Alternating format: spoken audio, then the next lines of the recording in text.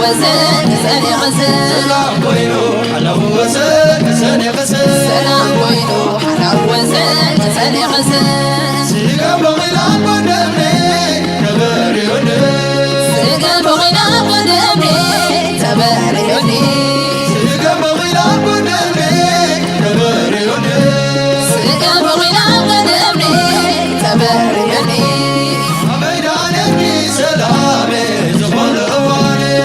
عبيدانك سلامي زغل أواني عبيدانك سلامي زغل أواني عبيدانك سلامي زغل أواني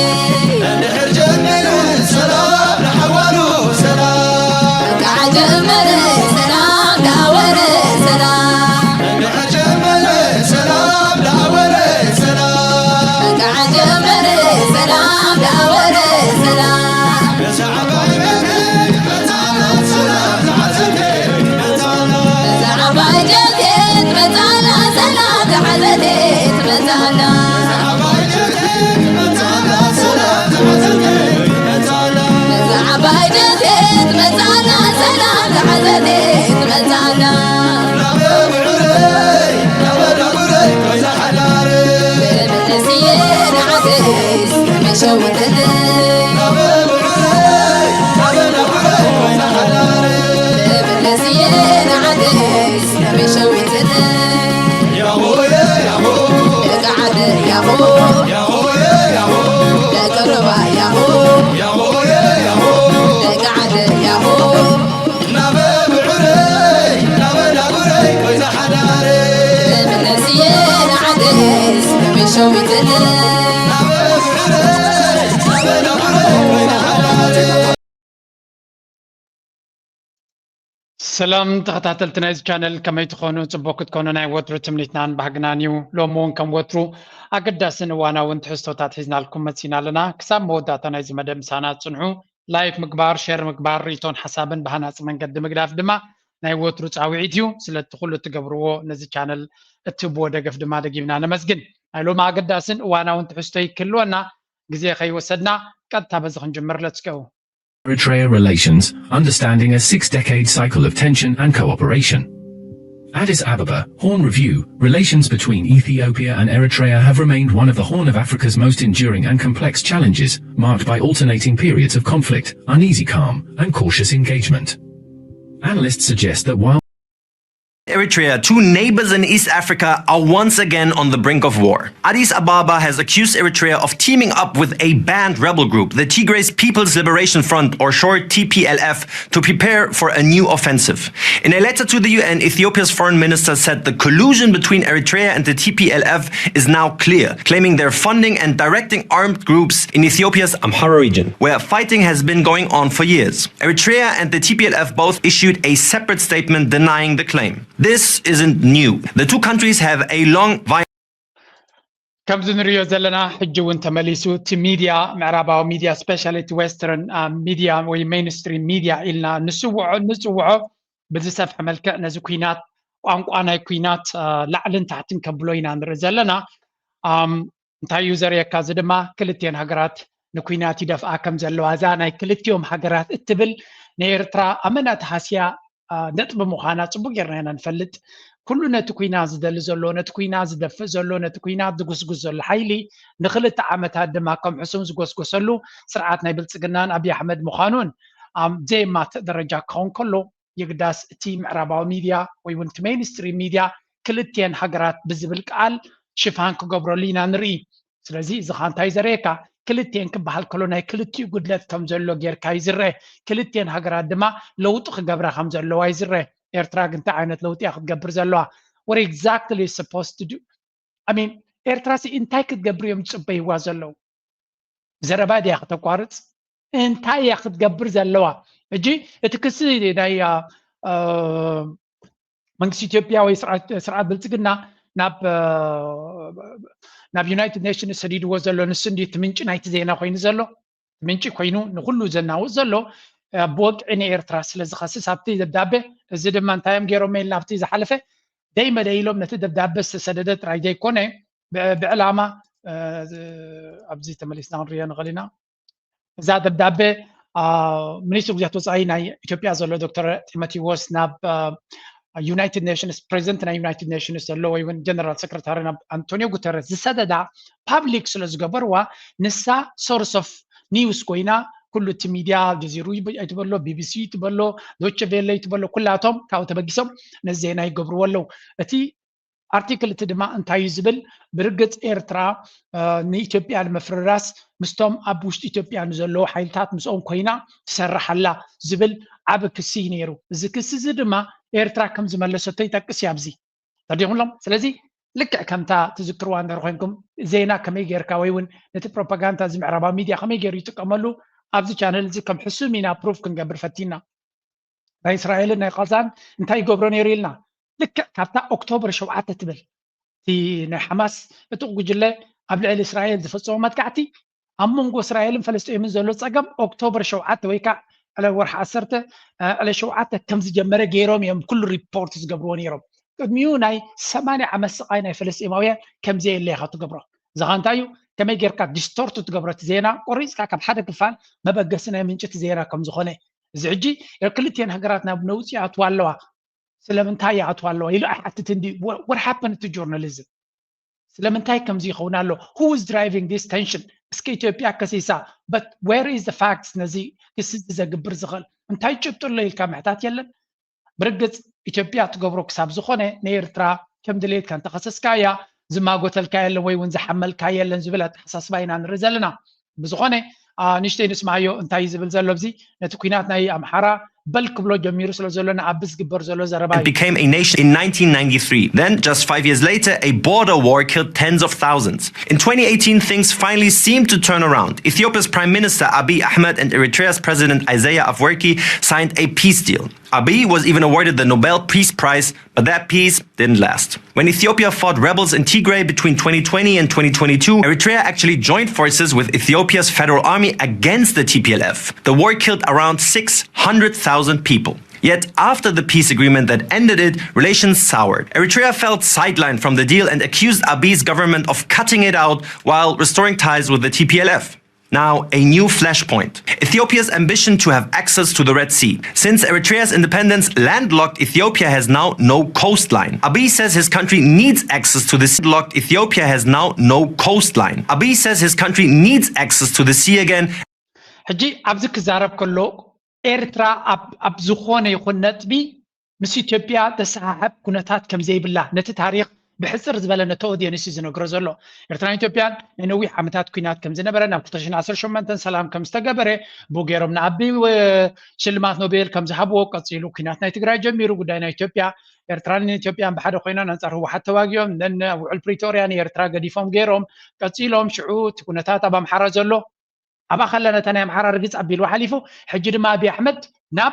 ናብ ቀይ ባሕር ገፁ ኣብ ድሌት ናቱ ይፍትና ኣሎ እሱ ድማ ድሕሪ ነፅነት ናይ ኤርትራ ኢትዮጵያ ኣፍ ደገ ባሕሪ ዘይብላ ኮይና ዝብል ኩሉ እቲ ዘረባት ትሪእዎ ዘለዎም ከመይ ጌርካ ኤርትራ ብፍፁም ዝኾነ ይኹን ሕማቕ ፈፂማ ወይ እውን ነቲ ኩነታት ቀስቂሳቶ ወይ እውን ናብኡ ትወዘላ ዝብል ዝኾነ ይኹን ኤቪደንስ የለ ግን ክልቲአን ሃገራት ናብ ኩናት ይኸዳ ኣለዋ ዝብል እቲ ሓቀኛ ሪፖርት ግን ኣቢይ ብፅጋቡ ናብ ኤርትራ ወራር ከካይድ ይሓስብ ኣሎ እዚ እቲ ነይሩ እቲ ዜና ተርዲሙሎም ከምዚ ኣያ ክትግበር ነይሮ ግን they don't care ስለዚ ንሕና ኤርትራውያን እቲ ምዕራባዊ ሚድያ ክሳዕ ክንደይ ክፀቕጠና ከም ዝፍትን ካልኣይ ድማ ኣብዚ ድንጋፀ ዝበሃል ከም ዘየለ ጂኦፖለቲክስ is a brutal business ወይ እውን cruel business ይብልዎ ጭካነ ዘለዎ ቢዝነስ እንተሎ ጂኦፖለቲክስ እዩ ሓደ ንረብሑ ክብል ብፍላይ ኣገዳስነት ዘለዎ ጂኦግራፊ እንተለካ ኮይኑ ምስቲ ፖለቲካ ተሓይዞም ንዓኻ ደቂሶም ኣጀንዶም ከሳልጡ እዮም ዝፍትኑ ምዕራባዊ ሚድያ ድማ ንዑ ይሰርሕ ስለዚ ንሕና ከም ኤርትራውያን ብፍላይ ነዚ ቻነል ትከታተሉ ዘለኹም ባህንጎ ንስኻትኩም ኢኹም እቶም ኣምባሳደራት ናይዚ ሃገር ኣብ ውሽጢ ሃገር ዘሎ ህዝቢ እውን ዝከታተሉ ስለ ዘሎ እዩ ስለዚ ምናልባት ሓደ ካብቲ ክንገብሮ ዘለና ነፍሲ ወከፍ ኤርትራዊ ኣብ ሶሻል ሚድያ ብምፅሓፍ ካብ ካልኦት ሃገራት ፍልይ ብዝበለ ካልኦት ሃገራት ብዛዕባ ድራማታት ክፃወቱ ከሎ ገለ ኤርትራዊ ግን ጉዳይ ሃገሩ ከም ዘገድሶ ፈሊጡ ኣብ ኣብሶምን ድዩ ኣብ ወርሒ ድዩ ኣብ መዓልቲ ድዩ ብዛዕባ ኤርትራ ገለ ነገር ፖስት ምግባር ፖለቲካ ናይ ኤርትራ ትክክለኛ ታሪክ ናይ ኤርትራ ምፅሓፍ ንዓና ግዴታ ከም ዘለና ክትፈልጡ ኣለኩም ምክንያቱ አንጻር ኣብ ጎቦ ዝኾነ ናይ ሚድያ ናይ ካልኦት ሓይልታት እዩ እቲ ናይ ኤርትራ ቃልሲ ኩሉ ግዜ نزاب قمد بمتاود ما نحنا كن كودو زلنا نحنا كن مرصو زلنا كنتات استوعينا كنرلنا اتي حقኛ ኩነታት ኩሉና ተፈልጠخሎ ንሳቶም ዝመርጽዎ ዘሎ መንገዲ ኢና ንርዘለና የግዳስ ንሳቶም አባይታን ታይ ገብሩና አለው እቲ ልኡላውነት ናትና ክሳዕ ክንደይ ድፈርኩም ዘሎ አብዚ ከከረኩም ክፍትን በዓለም ዲቤት ክገብሩዎ ከለው ጥያቄ ጉዳይ ነው። የባህር በር ጥያቄ ከተነሳ ኦልሞስት አመት አልፎ ወደ 2 አመት እየተጠጋ ነው። ኢትዮጵያውያን በጣም እየተከራከሩበት ነው። እርሶን ጨምሮ ከርሶ ተቃራኒ የሚቆሙት ወገኖች የሚከራከሩበት አንዳንዱ ጠቅላይ ሚኒስትሩ ይህንን በዚህ ሰዓት ማንሳታቸው ትክክለኛው ሰዓት አይደለም ብሎ የሚያነሱ አሉ። ኢትዮጵያ ላለች ሀገርስ ስለ ባህር በር መጠየቅ ፌዝ ነው ብሎ የሚያነሱ አሉ። ምንስ ያደርግላታል ብሎ የሚያነሱ ነገሮች አሉና አቶ አያና የኢትዮጵያን ብሔራዊ ጥቅም መነሻና መዳረሻ የሆነውን የባህር በር ጥያቄን እንዴት ያዩታል? በእርግጥ ሰዎች እንደሚሉት ጊዜው አይደለም ብሎ ያስባሉ ወይስ እንዴት ነው የሚለውን እናውራ ትንሽ። አዎ ደሱነስ እጂቲ ሕቶ ዘሎ ጉዳይ አፍተ ገባህርና ኢትዮጵያ አብዝዋን ዛዕባ አጀንዳ ኮይነሎ ብዙሓት ኢትዮጵያውያን ይቀበልዎ የለውን ካልወት ድማ ዝግባዩ ገለና በሉ ይዛረብለው ስለዚህ እቲ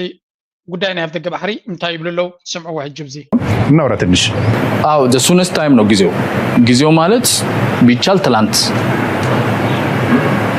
የዛሬ 2 አመት አካባቢ ጠቅላይ ሚኒስትሩ ሲያነሱት ሚዲያዎች ላይ አንዳንድ ቦታዎች ላይ ያልኩት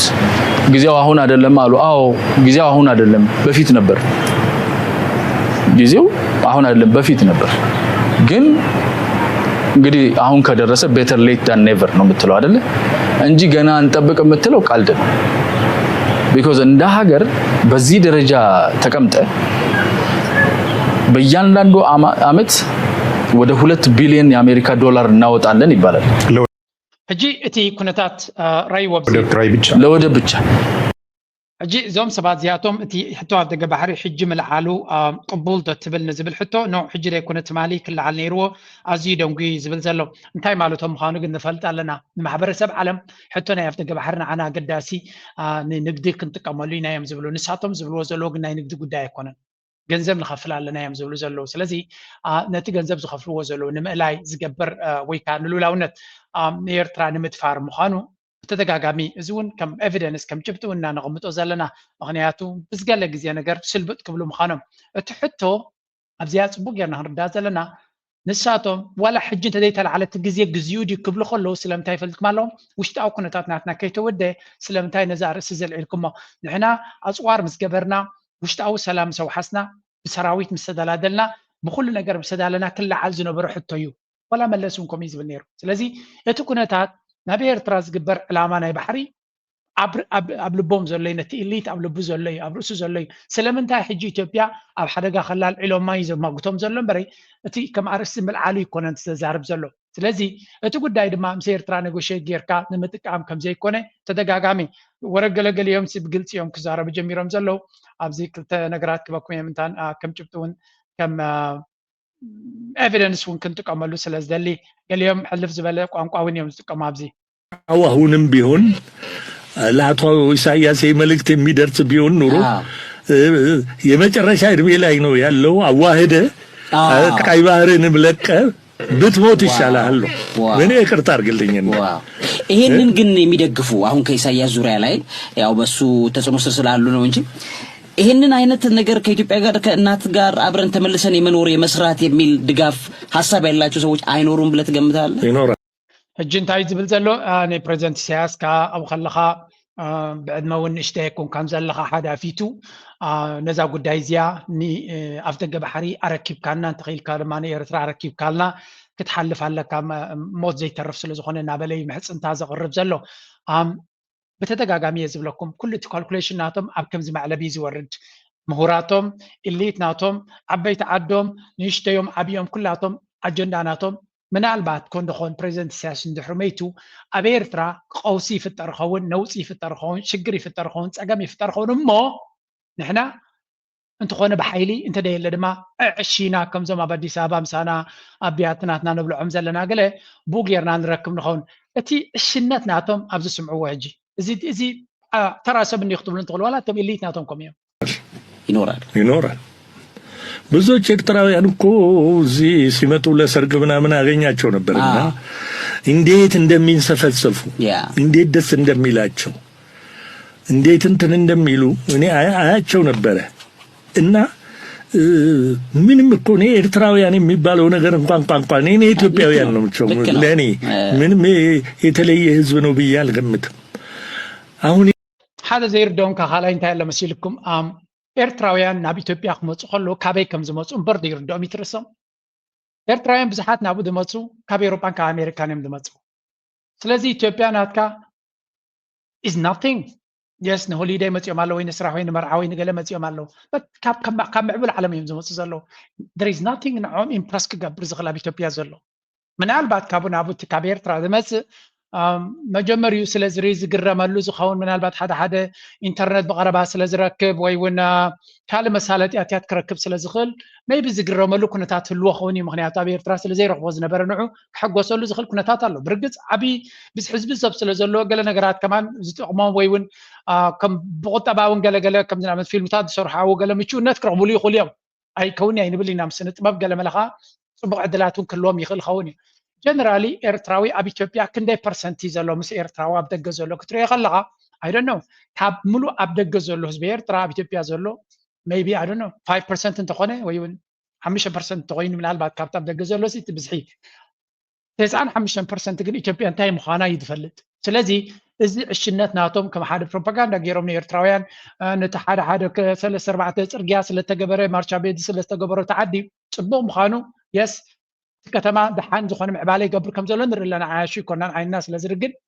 እዚ ምስ ኢትዮጵያ ክንጥርነፍ ኣለና ዘብለና የለን። ምክንያቱ ካብታ ከተማ 5 ሜትሮም ሶዛኻ እንታይ ዓይነት ጫካ ምዃኑን እቲ ኩሉ ገበናት ፀገማት ዘለኩም ካብ ንሪኢ ኣለና። እቲ ፋኖ ገለመለ ዝኾን ዘሎ ኩሉ ርየ። ስለዚ ኤርትራዊ ኣብዚ ሓሸዊ እዚ ከኣቱ ይደልኒ ትንኮ ዝምነዮ ከመይ ጌርካ ሰላማዊ ጉርብትና ትፈጥር። ሰላማዊ ጉርብትና ጌርካ ምናልባት ክትነግድ ትኽእል ክትራኸብ ትኽእል እንተደይ ኮነ ድማ መንገድኻ ሒዝካ እውን ተፈላለኻ እንተነበርካ እውን ሰላም ይበሃላ እዩ። ጥራይ ኩናቱ ዕግርግርና ዘይንደሊ። ስለዚ እቲ ዘረባናቶም ግን ፈፂንካ መትሓዚ ዘይብሉ እዩ። እዚ ምናልባት ተረሰባት ትብሎም ኣለኻ እቶም ዲፕሎማት ድማ ዝብልዎ ካ ክንሰሚዕና ስምዖ ኣብዚ ተናግረዋል። ኢትዮጵያ ከጎረቤት ሀገሮች ጋር በመሰረተ ልማት የጀመረችው ትስስር ለገጽታ ግንባታም ለብሔራዊ ጥቅምም አስተዋጽኦ በጣም ከፍተኛ ነው። እንደምናውቀው ከጅቡቲ ጋር በምድር ባቡር ተሳስረናል። በመብራትም እንደዚሁ ከሌሎችም ጎረቤት ሀገሮች ጋር እንደዚህ አይነት ትስስሮች አሉ። እየሰፋ ይሄዳል፣ ከፍ ያደርጋል። የኢትዮጵያ ገጽታ ጨመረ ማለት ደግሞ የኢትዮጵያ ብሔራዊ ጥቅም ይጠበቃል ማለት ነው። አቶ እንዳለ ንጉሴ ኢትዮጵያ በቀጥ ንውሕ ዝበለት ቪድዮ ስለ ዝኾነት እቲ ኣጀንዳ ናይ ባሕሪ ብኩሉ ዲፕሎማቲክ ሰርክልስ ንደፍኣሉ ኣለና ናብ ፅቡቅ ገፁ ይኸይድ ኣሎ ዝብል ዘረባ ኢና ንሰምዕ ዘለና። ማለት ንውሕ ዝበለት ሰግመንት ስለ ዝኾነት ሕጂ ንዓ ነታ ቦታት እያ ክንረክብ ክንብል ግዜ ክጠቅጥ ኣይደልን እየ። ምናልባት ኣብቲ ቅድሚት ኢለኩም ዝፀናሕኩ ሓንቲ ክበኩም እየ። ድሕሪኡ ኣምባሳደር አንደ ብርሃን ዝመለሶ ክንርኢ ኢና። ሁሉንም ነው የሚሰልለው። ኢትዮጵያን እንዴት ነቅሰው ውስጣችን ያለውን ነገር ጭምር እንደሚያውቁ ስታይ ይገርማል። ራሳችንን በዛ ደረጃ የምናውቅ አይመስልም። እዛ ዶክመንት ላይ አንድ በጣም ውስጤ የቀረ ነገር ባህር በር ስለሌላት ኢንሲግኒፊካንት እናከብራለን። ኤርትራ ህዝብ ውሳኔ ነው እሱ። ግን ያ ውሳኔ በውስጡ የኛን ጥቅም ሊከራከርና የሚችልም የሚፈልግም አካል ያልነበረበት ግልጽ በሆነ ሁኔታ አሻጥር የሚታይበት የአንድ ትልቅ ሀገር ኢንትረስት በዚህ ደረጃ ቀንሰ ቆልፈ አብረህ ብሓፈሻ ልኡላውነት ናይ ኤርትራ ንቕበል ኢና። ግን ንሕና ተቐሺሽና ኢና ኣብቲ ኤርትራ ናፅነት ክትረክብ ከላ ዝብል ስነ መጎት ኢና ንሰምዕ ዘለና። ዌል this is your problem not our problem። ኤርትራ ብቅልፅማ ብልኡላውነታ ብኩሉ ነገራ ብትክክለኛ መንገዲ ናፅነት ዝረኸበት ሃገር እያ። ስለዚ ዲቤት እውን ዝኸውን ነገር ኣይኮነን።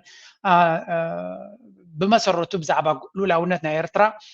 ኣብ ምልክት ሕቶ ኢትዮጵያ ክዛረቡ ምፍታኖም ንሓዋሩ እንታይ ዓይነት ጉርብትና ክልወና ከም ዝኽእል ጽቡቕ ዝኾነ ግንዛበ ክልወና ኣሎ። ምናልባት ነዚያ ኣርእስቲ እዚኣ በዚያ ጌርና ክንሰግራይና ኩነታቱ ተኣሳሲርካ ሕጋዊ መሰረታቱ ከመይ ይርአ ምናልባት ምስ ቅርበት ናብቲ ኣፍ ደገ ባሕሪ ምስ ብዙሕ ህዝቢ ገለ ተኣሳሲሩ ዝመፅእ ምስ ሕጊ ተኣሳሲሩ ዝመፅእ ሕቶታት ስለ ዘሎ ብመንፀር ኣህጉራዊ ሕጊ ከመይ ይርአ? ጽቡቕ ሓደ በቲ ታሪካዊ መዳይ ክርአ ከሎ ብምሉኡ እቲ ትረኻ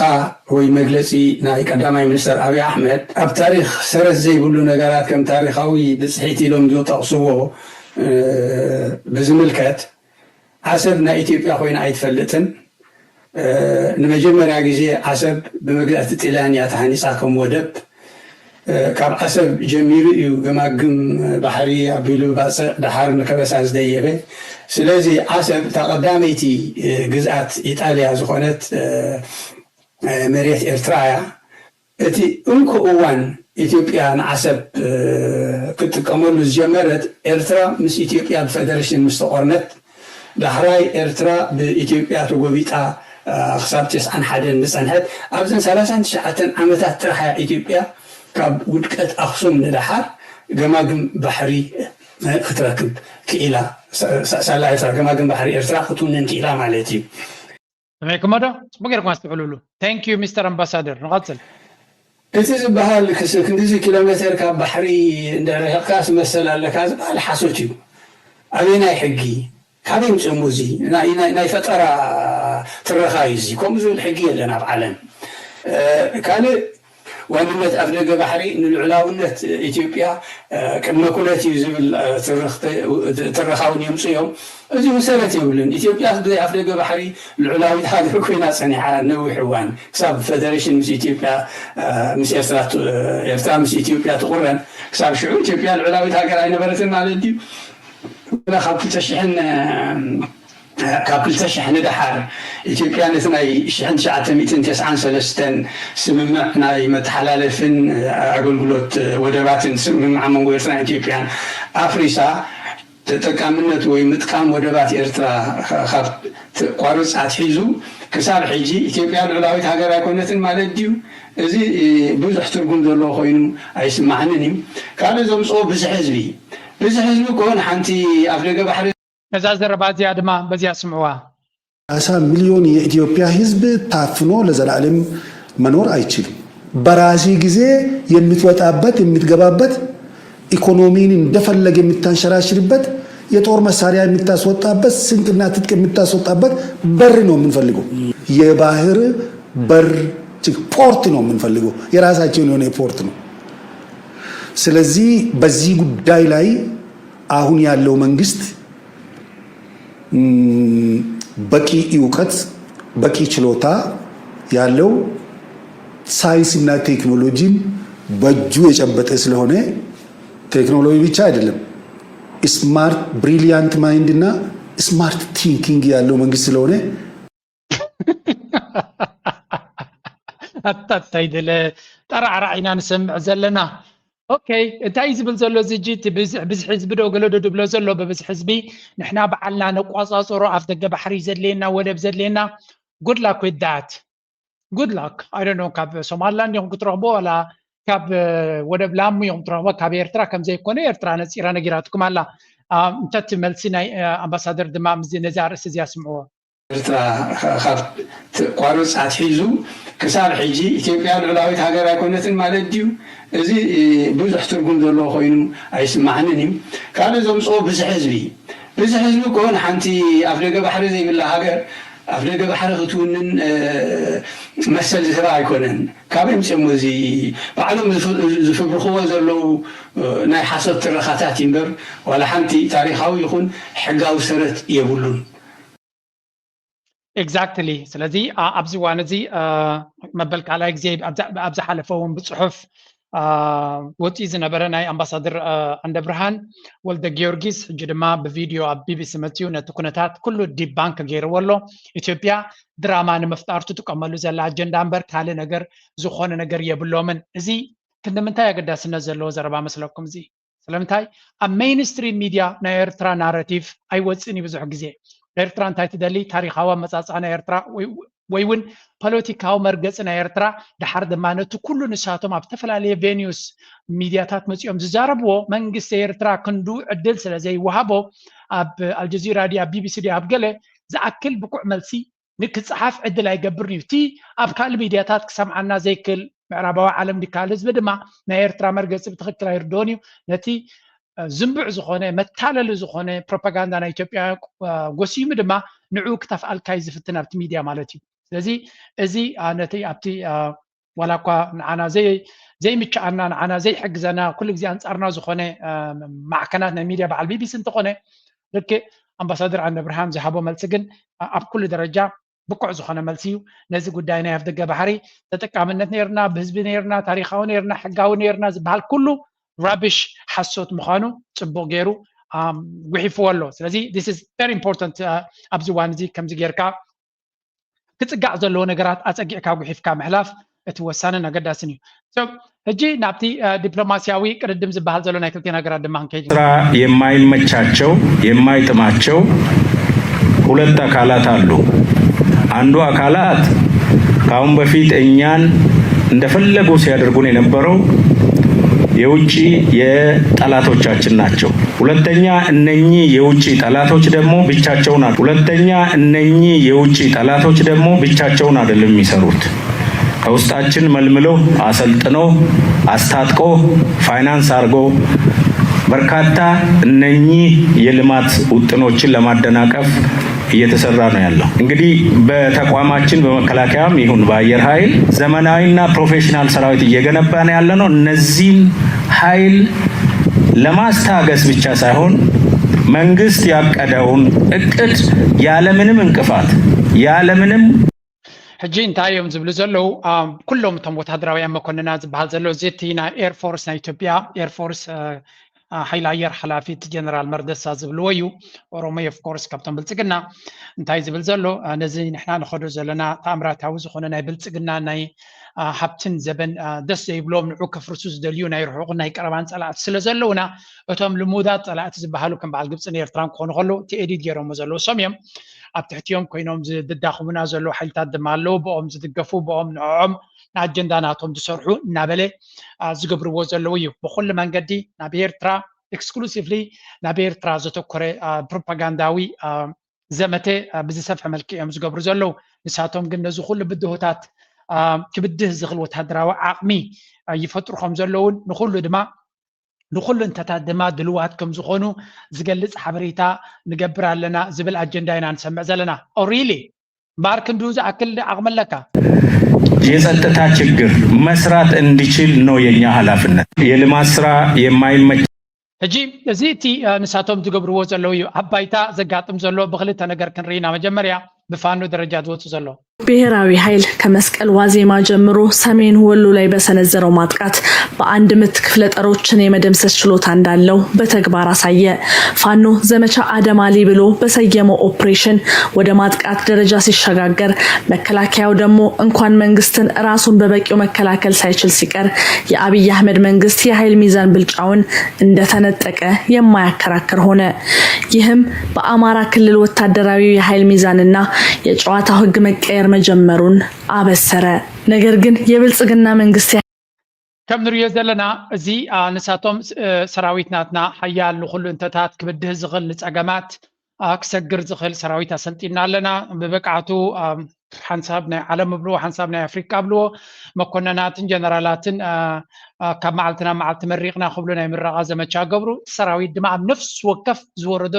ግንባር ክማረኽን ክመውትን ቦቱ ገዲፉ ክሓድምን ጥራይ ዝረአ ዘሎ ሕሉፍ ሓሊፍዎም ሕጅስ ጉድ ናይ ኣቢ ኣብ ናይ ፋኖ መደበራት ጥራይ ዘይኮነ ነዚያ ስምዕዋ ቀይ መስቀል ኮሚቴ በፋኖ የተያዙ የአብይ አህመድ ወታደሮችን መጎብኘቱን ገለጸ። በጦርነቱ የቆሰሉ ምርኮኛ ወታደሮችንም መረከቡን አስታውቋል። የዓለም አቀፉ ቀይ መስቀል ኮሚቴ መግለጫ የአብይ አህመድ ወታደራዊ መኮንኖች በተደጋጋሚ የተማረከ ወታደር የለንም በሚል የሚሰጡትን ማስተባበያ ያጋለጠ እንደሆነም ተመልክቷል። ከም ትሪእዎ ዘለኹም ወታደራት ናይ ኣብይ ኣሕመድ ብዝኾነ ኣብ ዝኸድዎ ናይ ምምራኽ ስልጠና ዘለዎም ልክዕ ከም መራሕቶም ማለት እዩ መራሕቶም ምሩኻት ዝነበሩ ኮይኖም ንሳቶም ድማ ካብ መራሕቶም ንላዕሊ ብልሓት ክህልዎም ኣይክልኒ ወይ እውን ትብዓት ክህልዎም ኣይክልኒ ኣብ ዝኸድዎ ዝማረኹ እዮም ሕጂ ድማ ብግልፂ ነቲ ደረጃ ውድቀቶም ንዓለም ንምብሳር እውን ክኸውን ይኽእል እዩ ዝተወግኡ ሰራዊት ናቶም ፋኖ ንሕና ክንከናኸኖም ዓቕሚ ስለ ዘይብልና ነቲ ቀይሕ መስቀል ዝበሃል ተረከቡና ብምባል ቀይሕ መስቀል ድማ ተረኪቡ ነቶም ምሩኻት ነቶም ዝተወግኡ ወይ እውን መጉዳእቲ ዝወረዶም ተቐቢልዎም ከም ዘሎ ገሊጹለ ስለዚ ተማሪኾም ጥራይ ዘይኮነሲ ንሕክምና ዲ ንኻልእ ብመንገዲ ቀይሕ መስቀል ናብ ሕክምና ክረኽብሉ ዝኽእሉ ኣትዮም ከም ዘለዎ እዩ ዝንገር ዘሎ ስለዚ ኣብይ ኣሕመድ ሰራዊት ናቱ ክንምንታይ ድኹም ምዃኑ ካብ መዓልትና መዓልቲ እናተጋህደ ይድመፅእ ዘሎ ነዚ ኩነታት እዚ ድማ ብግምጣልዮም ዘንብብዎ ዘለዉ እቶም ካልኦት ማለት እዚ ትፋኖ ዝበሃል ዘሎ ኣወል ኣብዚ ዋን እዚ ትፋኖ ኮይኑ ዘሎ ኣብዚ ዋን እዚ ሞራላዊ ፀብለልትነት ዘለዎ ኣብ ስልጠና ኣብ ካልእ ዳርጋ ቀጻሊ ከምዚ ዓይነት ስእልን ቪድዮ እና ንርኢ ዘለና ሓደ ሰራዊት ድማ ኣብ ባይታ ክዕወት ተጀሚሩ ኣብ ግንባር ክዕወት ተጀሚሩ ሞራል ክንምንታይ ከም ዝዓቢ ፍናናቱ ክንምንታይ ከም ዝዓቢ ልዕሊ ኩሉ ድማ ንሓደ ዝኣምነሉ ዕላማ ዝቃለስ ዘሎ ህዝቢ እዚ ኣብ ክልሉ ኣብ ዞቡ ኣብ ዙርያ ርስቱን መሬቱን እዩ ዝዋጋእ ዘሎ ስለዚ ዕላማ ኣለዎ ዕላማ ናቱ ንጹር እዩ እቲ ጸላኢ ኣብ ደንበ ናይ ዓዱ መፅኡ ዝዋግኦ ዘሎ ኣብቲ ንሱ ዝፈልጦ ኣብቲ ንሱ ዝነብረሉ ልዕሊ ኩሉ ድማ ህዝቡ ኣብ ጎኑ ኣብ ተሰሊፍሉ ዘሎ ዕላማ እዩ ዝዋጋእ ዘሎ ስለዚ ኣብይ ኣሕመድ ኣዝዩ ከቢድ ብድሆ እዩ ዘለዎ ኣብዚ ነጥቢ እዚ ዝኾነ ክገብሮ ዝኽእል የለን እቲ ናይ ፋኖ ሓይሊ ድማ ካብ ግዜ ናብ ግዜ ብቁፅሪ ይኹን ብሓይሊ እናበርትዐ ይመፅእ ዘሎ ከምዚ ዓይነት ቪድዮታት ክንደይ መቅረብ ክልኩም ነይረ ምክንያቱ ኣዝዩ ብዙሕ ቪድዮታት ይወፅእ ኣሎ እቲ ፋኖ ዝበሃል ክንምንታይ ወተሃደራዊ ድልውነት ከም ዘለዎ ዝገልጽ ማለት እዩ እዚ ከምዚ ክንብለኩም ከለና ጀነራሊ እቲ ፋኖ ነዚ ሕጂ ዘሎ ኩነታት ጥራይ ከም ዘይኮነ ድልውነት ናቱ በዚኻ ትርኢ ካብዚ ናይ ኣቦ ሙዳቅ ንድሓር እውን እንተኾነ ኣምሓራ ንመጀመርያ ሂወቱ ታይም ዝብሉ ዘሎ እቶም መራሕቲ ናይ ዝፋኖ ንመጀመርያ ኣምሓራ ከም ህዝቢ ኮይኑ ከም ሰራዊት ኮይኑ ንነፍሱ ወጊኑ ንዕላማታቱን ንኣጀንዳ ናቱ ክሰርሕ ንመጀመርያ ዝኸውን ዘሎ ምክንያቱ ሓደ ኤርትራዊ እንታይ ኢሉ ፅሒፉ ነይሩ መስለኩም ዛታ ፅሕፍቲ ካልእ ግዜ ከምሰኣልኩም እየ ብዙሓት ኣምሓሩ ምሁራት ናይ ኣምሓራ ሼር ክገብርዋ ርየ ኣለኹ ኤርትራውያን ብተፈጥሮም ኩሉ ግዜ ንሕና ከም ኤርትራዊ ማለት ኣብ ኢትዮጵያ መፅኡ ዝወረና ዝነበረ ኣምሓራይ ምዃኑ ኢና ንዛረብ ኣምሓርኛ ስለ ትዛረቡ ኣምሓሩ ኢልና ኢና ንዛረብ ንሱ ኣነ ኣብ ኢትዮጵያ ተወለድኩ ኤርትራዊ እየ ኣዕሩኽተይ ኩላቶም ኣምሓርኛ እዮም ዝዛረቡ ኣምሓሩ ኢለ ዝኣምን ነይረ ኩሎም ቶም ምሳይ ዝዓበዩ ተማሂሮም ኦሮሞ እዮም ሎሚ ኣብ ስልጣን ናይ ኦሮሞማ ይሪኦም ኣለኹ ኢሉ እቶም ኣብ ኤርትራ ዘለዎ ኤርትራውያን ድማ ኣብ ኤርትራ ዝዓበዩ ኤርትራውያን እቲ ደርጊ ኮይኑ መፅዎም ዝነበረ ሰራዊት ኩሉ ከም ኣምሓራ እዮም ዝፈልጥዎ ግዳ ሓቂ ግን ኢሉ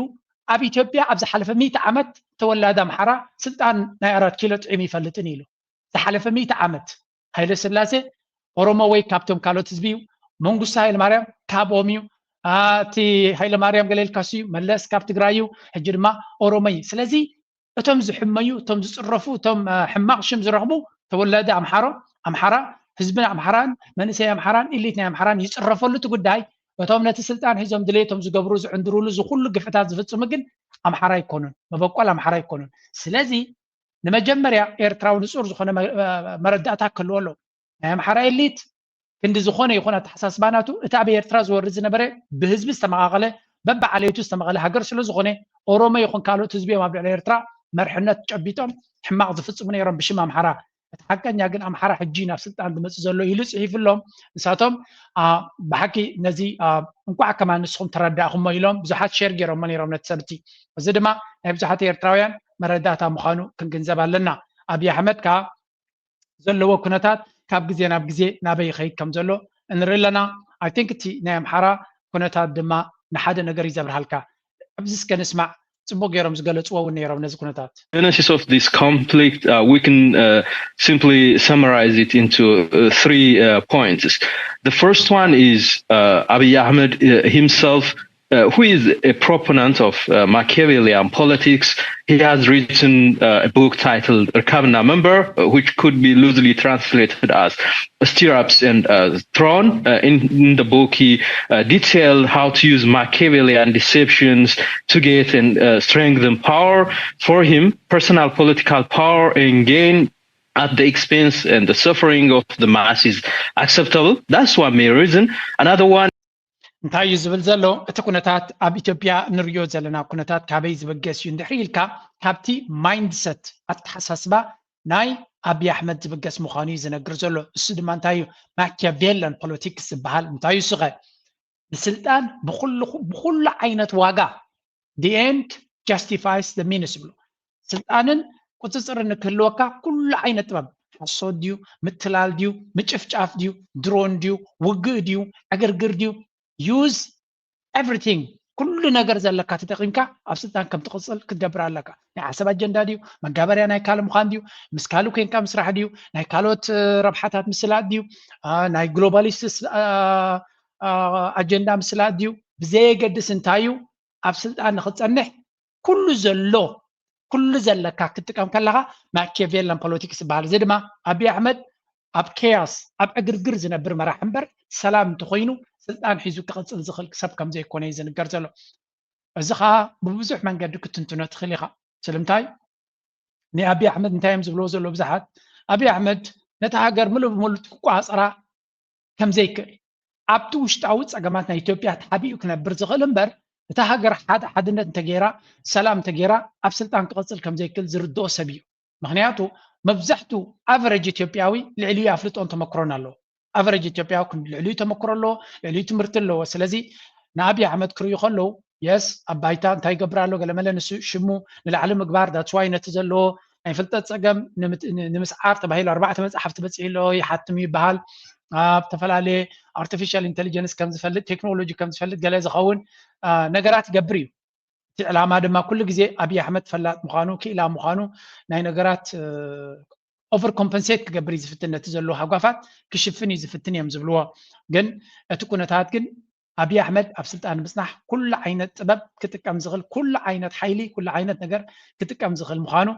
كن غنزب علنا يمزبلو زلو مو متن كتري خل خدما اتكونتات نابي غصو يخيد كم زلو منالبات ابي احمد دترفوت ناي قطبا غدايون قليل بده كونه يكونن نزجن أتعايزنا كل خلوية كن فتنينا أنتي أبزي ناي سراويت ناتو كن ريا خلنا من الباتتي زيام مسموع لي نيشتي من اسمعي كل تنقر كبكم يمسا is ethnic politics. Ethiopia is currently using ethnic politics as its political ideology, guiding principle. The regions are organized ethnically. So Abiy is representing the Oromo ethnic group, and he represents the Oromo Prosperity Party. بتخكلتي دا إثيوبيا كونتاتيو زغلص زلو إثيوبيا ناي عليت بوليتيكا زلويو نت أورومو زبحال زوكليو مجمريا نخلاتهم تمساسيلي وديوم نت أورومو ناي أورومو مبقول زلو جن مجمريا بوم يجميرو قفعي نتوم محراب قنو كحز نير وصلت أنو كوحس تغينو سلازي نتوم محرا قبل التنس سلازي نبرو مابتو بوليتيكال كتبان نعتاتهم زيادة قينو نت أخرار أورومو بعد جوارن قجلناتون كداخم يفتينو دهريو دما نورمو نتدحن زخون أورومون أم حران تتكيمو تكندنا بوليتيكا شجرك فترة لزغل تجري سلزنا برنعو أم درعام كل عينة حيلم كل عينة يرترات تقيمو جيرو دحريتها مليسو نتام حرا أموداتا كم برو كم زي كلمة فلت أدمى نتام حرا بأورومو راح يزك تفاي قليلو حجنا أورومو راح يزو تريف له تكون تادما بوجنا محرا نزي مسد. أي قررت بزو سووش يسنجاجنو ፋኖ አዲስ አበባ እንደሚገባ እርግጠኛ ነኝ። ስለዚህ አብይ አህመድ እቃችሁ ሸክፉ። በምንም ተአምር ልታመልጡ የምችልበት ነገር የለም። አገሪቱ ወድቃለች። አገር መምራት አልቻላችሁም። የህዝብ ደም እየፈሰሰ የህዝብ በምግብ በረሃብ እየተሰቃየ የኢትዮጵያ ህዝብ أنت خود مولت للتادر عشلم بعفشا أتيني أب سلطان أب ننوي حوان قصل كم زي كل يوتي تقامون تزربان نسمع زلنا نحوارو كم زي عينة سراويتكا ناتج أمالقة تزبد ما نحوارو رجيس كايو كيدا يتخلنيها تا عندي ناي بزحات بوليتيكانياتات نا إثيوبيا دس بيوازو لونا بدما قداي ناي حزب من العالم تصبي زلو نتانا حزب من العال كتفطر لهم تخل انت هاينت بتخون we don't know ساعة بتيا زيادة ناي بزحات إثيوبياويان بحقياسة ناي كنت طبعا سقطنا عبيك خيط كله من البات يتزبي بقى كل على اللوم يخل خون زبل تمنيت له حدا كابتي زي نزس كان اسمعيو እንደዚህ የተጠማ ብር እንደዚህ የተራበ ስርዓት ነው ሰምቼም አይቼም አላውቅም። ታደርጋላችሁ ይሆናል እየሰሙን ከሆነ የመንግስት ሰዎች ማለት አፋችን ላይ እና ፍንጫችን ላይ ቆጣሪ ገጥሞ ላየሩ ብቻ ነው ይቀር ላይ ለምን ተነፍሰው ወደ ውጭ ለምን አስወጣውና ወደ ውስጥ ለምን አስገባው መቁጠር ብቻ ነው ይቀር። በየትኛውም ዘርፍ ስትሄጂ የትኛውም ዘርፍ ስትሄጂ ክፍያው ብቻ ሳይሆን እዚ ቲ ኣብዝሓት ዝብልዎ ዘለዎ እዮም ሓደ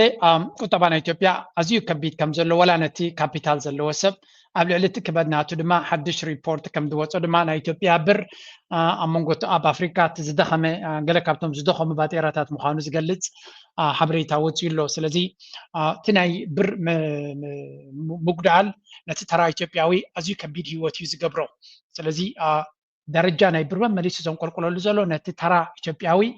منجس أبي أحمد ولا دموز تغيره ولا توسخه انتقر وون نتزلو شجر كوكو عصر يكلني معناته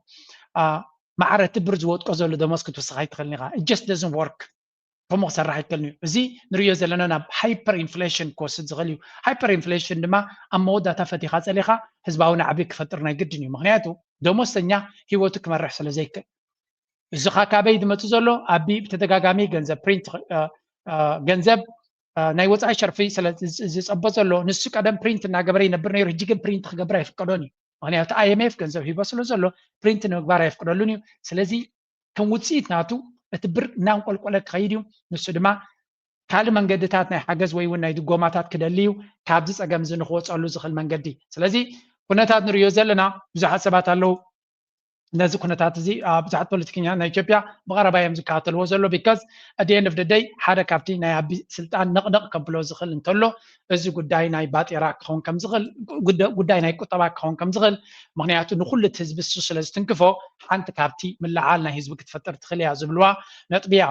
ኩሉ እዚ ድማ ኣብቲ ብደረጃ ዓለም ዝኽየድ ዘሎ ቁጠባ ቡ መቓን ቡ ኦቨርቪው በቲ ብዛዕበየ ስእሊ ክትሪኦ ተጀሚርካ ጥራይ ትርጉም ዝገብር ምክንያቱ ንኣቢ كدحن يلو كما تزخل فلوي ملأخ كله كم زي كلاب زوانزي مجنزاب يدلي جي شفت خنقبرين Xi's colossal miscalculation. That's the focus of tonight's angle. All right, as President Trump was busy bringing peace to the Middle East, President Xi was busy sabotaging his own nation's future and his relationship with the United States. In a series of hostile moves, first by slapping new export controls on rare earths, and then today by slapping fees on American ships at docks at Chinese ports, this is what went down. This is not something that I, instigated. This was just a response to something that they did, and they didn't really aim it at us. They aimed it at the whole world. The whole world is subject to it. So I thought it was very, very bad. Well, that's an understatement, but ናይ ኣሜሪካ ሚድያ ናይ ብሓቂ ፍሪኪንግ ኣውት ይብልዎ ናይ ብሓቂ ናይ ራዕዲ ምልክት ከርኢ ጀሚሩ ኣሎ ቻይና ትዛዓበየ ጊጋን ሚስ ካልኩሌሽን ዝገበሮን ይብሉ ኣለዉ ነነነነ ቻይና ብጣዕሚ ብጥንቃቐ ብስትራቴጂ ብርቀት ሰሪሓ ልክዕ ኣብ ዝግብኦ ግዜ ዘሕምሞም መጥቃዕቲ ፈንያትሎም ኣላ ኣሜሪካ ድማ ከይተዳለወት ከም ዝፀንሐት ዝኾነ ነገር ክገብሩ ከም ዘይከኣሉን ስለዚ እንታይ ይገብሩ ኣለዉ ቻይና ዝዓበየ ጌጋ ፈፂማ ብምባል ጋዝላይት ክገብሩ እዮም ዝፍትኑ ዘለዉ ነዚያ ዘረባ እዚኣ ድማ እቲ ሚድያ ሪል ብየማንን ፀጋምን እዩ ዝትንትና ዘሎ ዋላ እቲ ቤዝ ናይ ዶናልድ ትራምፕ ክርድኦ ጀሚሩ ኣሎ እንታይ ዓይነት ፀገም ኣጋጢሞ ከም ዘሎ መጀመርያ ዶናልድ ትራምፕ ብዓብዩ እቲ ፕሬዚደንት ናይቲ ሃገር ዝበሃል ከይተዳለወ ከም ዝፀንሐ ባዕሉ ገሊፅ እዩ ሃንደበት ኣጋጢምና እዚ ኣይመደብናያን ኢሎም ቻይና ግን ብውሕዱ ንሸውዓተ ዓመት ከም ዝሰርሑሉ ነዛ ሕጂ ገይሮማ ዘሎ መጥቃዕቲ ንሸውዓተ 6 ዓመት ተዳልዮምላ ከም ዝፀንሑ ከርእየኩም ይኣብነት and this is why ስትራቴጂካዊ ጠመተ ኣብ መርሕነት ኣገዳሲ ዝበሃል ንሓደ እንታይ ትብል ናይ ቱርካውያን ዘረባላ መሲልኩም ንሓደ ህበይ ኣብ ቤተ መንግስቲ እንድሕሪ እቲኻዮ እቲ ቤተ መንግስቲ እቲ ህበይሲ ንጉስ ኣይቅየርን እዩ እንታይ ዳ እቲ ቤተ መንግስቲ መካነ እንስሳታት ይቕየር ስለዚ ንሓደ ክላውን ኣብ ሓደ ናይ ነገሳት ቦታታት እቲኻሉ እቲ ክላውን ኣይኮነን ንጉስ ዝኸውን እንታይ ዳ እቲ ቤተ መንግስቲ ሰርከስ ይኸውን ዝብል ዘረባላ ናይ ቱርካውያን እዮም ዝብልዋ ስለዚ ዶናልድ ትራምፕ ናይ ገንዘብ ምምፃእ ፍልጠት ክህልዎ ክእል እዩ ቢልዮነር ክኸውን ክእል እዩ ኣብ ብዛዕባ ገንዘብ ናይ ዶናልድ ትራምፕ ቁሩብ ክዛረበኩም እየ ብድሕሪት ስለዚ ዶናልድ ትራምፕ ስትራቴጂ ከም ዘይነበሮ ኣብ ድራማ ሓሸውየ ዝነብር ንካልኦት ኣሜሪካውያን ካብኡ ፖለቲካ ዝፍለዩ ንዖም ንኸጥፍ ንጎምሸትን ኣብ ፕሮፓጋንዳ ቴሌቭዥን ዝዛረብ ንቻይና ንርቀት ናይ ቻይና ኣፀቢቑ ከም ዘይሓሰበሉ ኢና ንርኢ ዘለና እዚ ናይ ሬር ኤርት ማቴሪያል ዝበሃል ዘሎ ድማ ሓደ ካብቲ ኣሰንቢድዎም ዘሎ እዩ ለሰይ ካብ ነብሶም ንስማዓዮ እንታይ ይብሉ ኣለዉ ስትራቴጂ ናይ መን እዩ ዝሰርሕ ዘሎ President saying they really didn't see this coming. Yeah, and it seemed that for many months like things were moving in a much better direction with China after we'd had some previous skirmishes like the one that we're going through now. But it really does speak to how over the last 5 years we've learned that the U.S. supply chain is dangerously over-reliant on China. And so in addition to pushing back here, which President Trump says they are going to play hardball, they're thinking about all sorts of ways they can make things painful for China because we are their largest market. We also need to be thinking about how to get those rare earth metals from other places. We're trying to get mines going in the United States, but that will take some time. And I think that's part of the reason why we had the recent currency swap with Argentine. What is that? Argentina. There we go. Argentina. سنتها تبل دلا بحصر زبالة أب فوكس نيوز يزيا فوكس نيوز China كتودق يا كتفيا كتبلي خاتسبه. No, the reality is catching up يبلو تكون النتي يركبوا مالو انتهي خاصو China نبزح نجارات تسعويتهم لخم صنحو أمريكا دما نتي زلوا supply chain ويون supply chain مالتها مالتيو حدا نبرت ناخد جبرو أبو زعتو ترى نجارات كابي متصو بخمي متصو supply chain بهالسو سلازم نعون تدي تقصاصير كا تفابريكات سلازلاتك تسرح مالتها يكون تفابريكا ناتا حنت نبرت كتري أخلها فقدني خازن لا تليفون كاب مجمريا كاب حمد دوز ترى نجار كسب مودا تاتي product supply chain يزبحال نزي كابي مت نجارات plan غير كالو دي strategic لغة نزي نجار زي استفلا عليه سيناريوس إذا خمسة تجاتي من أبز خيري الكحسب كالو دي أبا بزعتك زي أبا أمريكاوين بربحة بمخسب زدرخ كابيتاليزم سلازقونه أبز حصر لهم بوتامبر نتهاجر لأنه وحد أميتهم قد محجي فتنا هاجر عقيداتهم ويون عصياتهم سلدي تفلت أي حسبلون يمنيرهم هاينا قل كل عينة أجمع سيناريو بلانينج قبرنيرهم نزي أنت عصيومنا خمسة خنقبر لنا نزي أنت خل كيلومنا نزي خنقبر لنا نابلو زي حسبلو خمسة نبرو أزا ريبورت زيا هذا فرنسا وسكولا ريبورت جيروا بحق تجرميا إذا حجي rare earths بحال زلوا بعصي لون تايلوتي و أب إسرع إسران كلتن كتقاملو زخول نيرهم أب إسرع إسران كلتن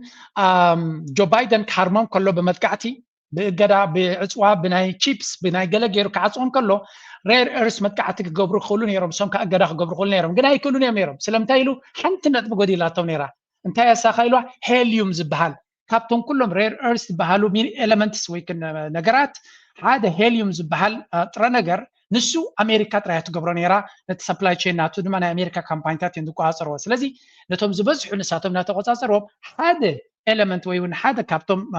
أجد سيز بحالو ترى نجارات أمريكا سلتوكو عصروا نز هذا نجار مفتوحين غرقبو ساب أسرع همشن تزبيو نعود ما أبزل لكم ننوح ساينس أو مرمر جيروم نت ريسيرش ناتو منا فوكس جيروم كل نجار بلان جيروم مسودو يوم متقعتز جبر زلو أمريكا تاي جبر نيروم نافين عبد الرحمن ير دونالد ترامب مهنياتو هند بتي مسينا زلزلو تشاينا جب تحت بقرجة every scenario is planned كل نجار كل تقولات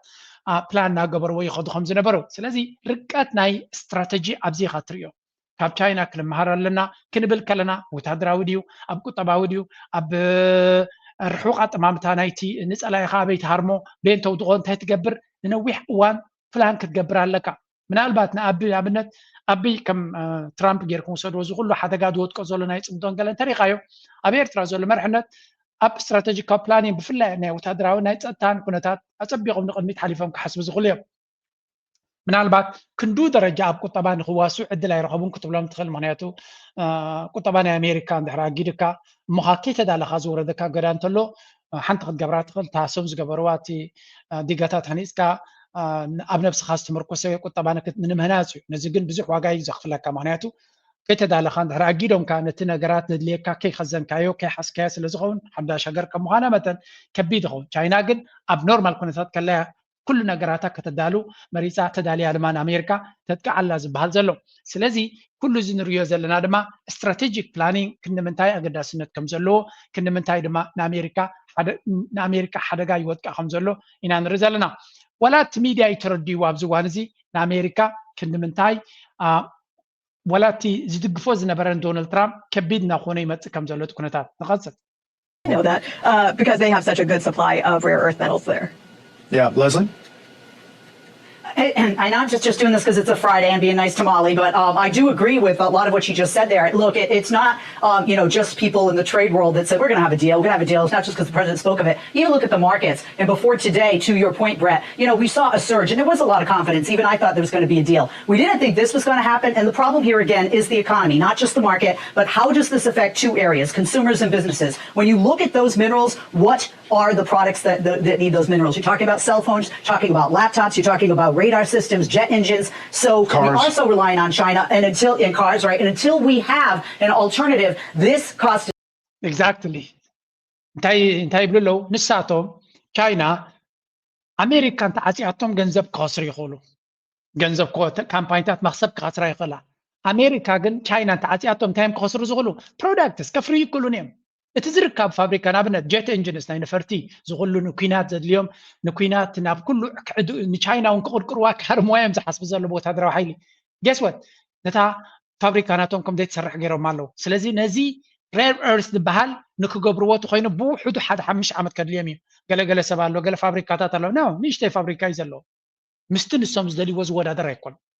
ስለዚ ንዑ ከተስፍሖ እሞኻ ትፈጥረ ነገር ከውፅዎ ይኽእሉ እዮም ከተፃርዮ ግን ከቢድ እዩ ነቲ ናይ ምፅራይ ድማ 80-90% ናይ ዕዳጋ ቻይና ይትቋፅሮ ስለዚ ንዑ በዓልካ ሰሪሕካ እሞኻ ኢንቨስትመንት ጌርካ ንካምፓኒታት ተባቢዕካ መሬት ሂብካ ንዑ ንክትገብሮ it takes years ዓመታት የድልየካ ነታ ዓመታት ከቻይና ኮፍ ኢላ ዲኻ ፅበየካ ስለዚ ምስቲ ዘለዎ ናይ ዕዳድ ፀገማት ዘለዎ ምስቲ ኩነታት ዘለዎም ሕጂ ብዝቀረበ ዓመታት ንቻይና ተደውዲቖማ መጠን ግዜ ዝወሰዱ ቻይና መሊሱ ክሕይል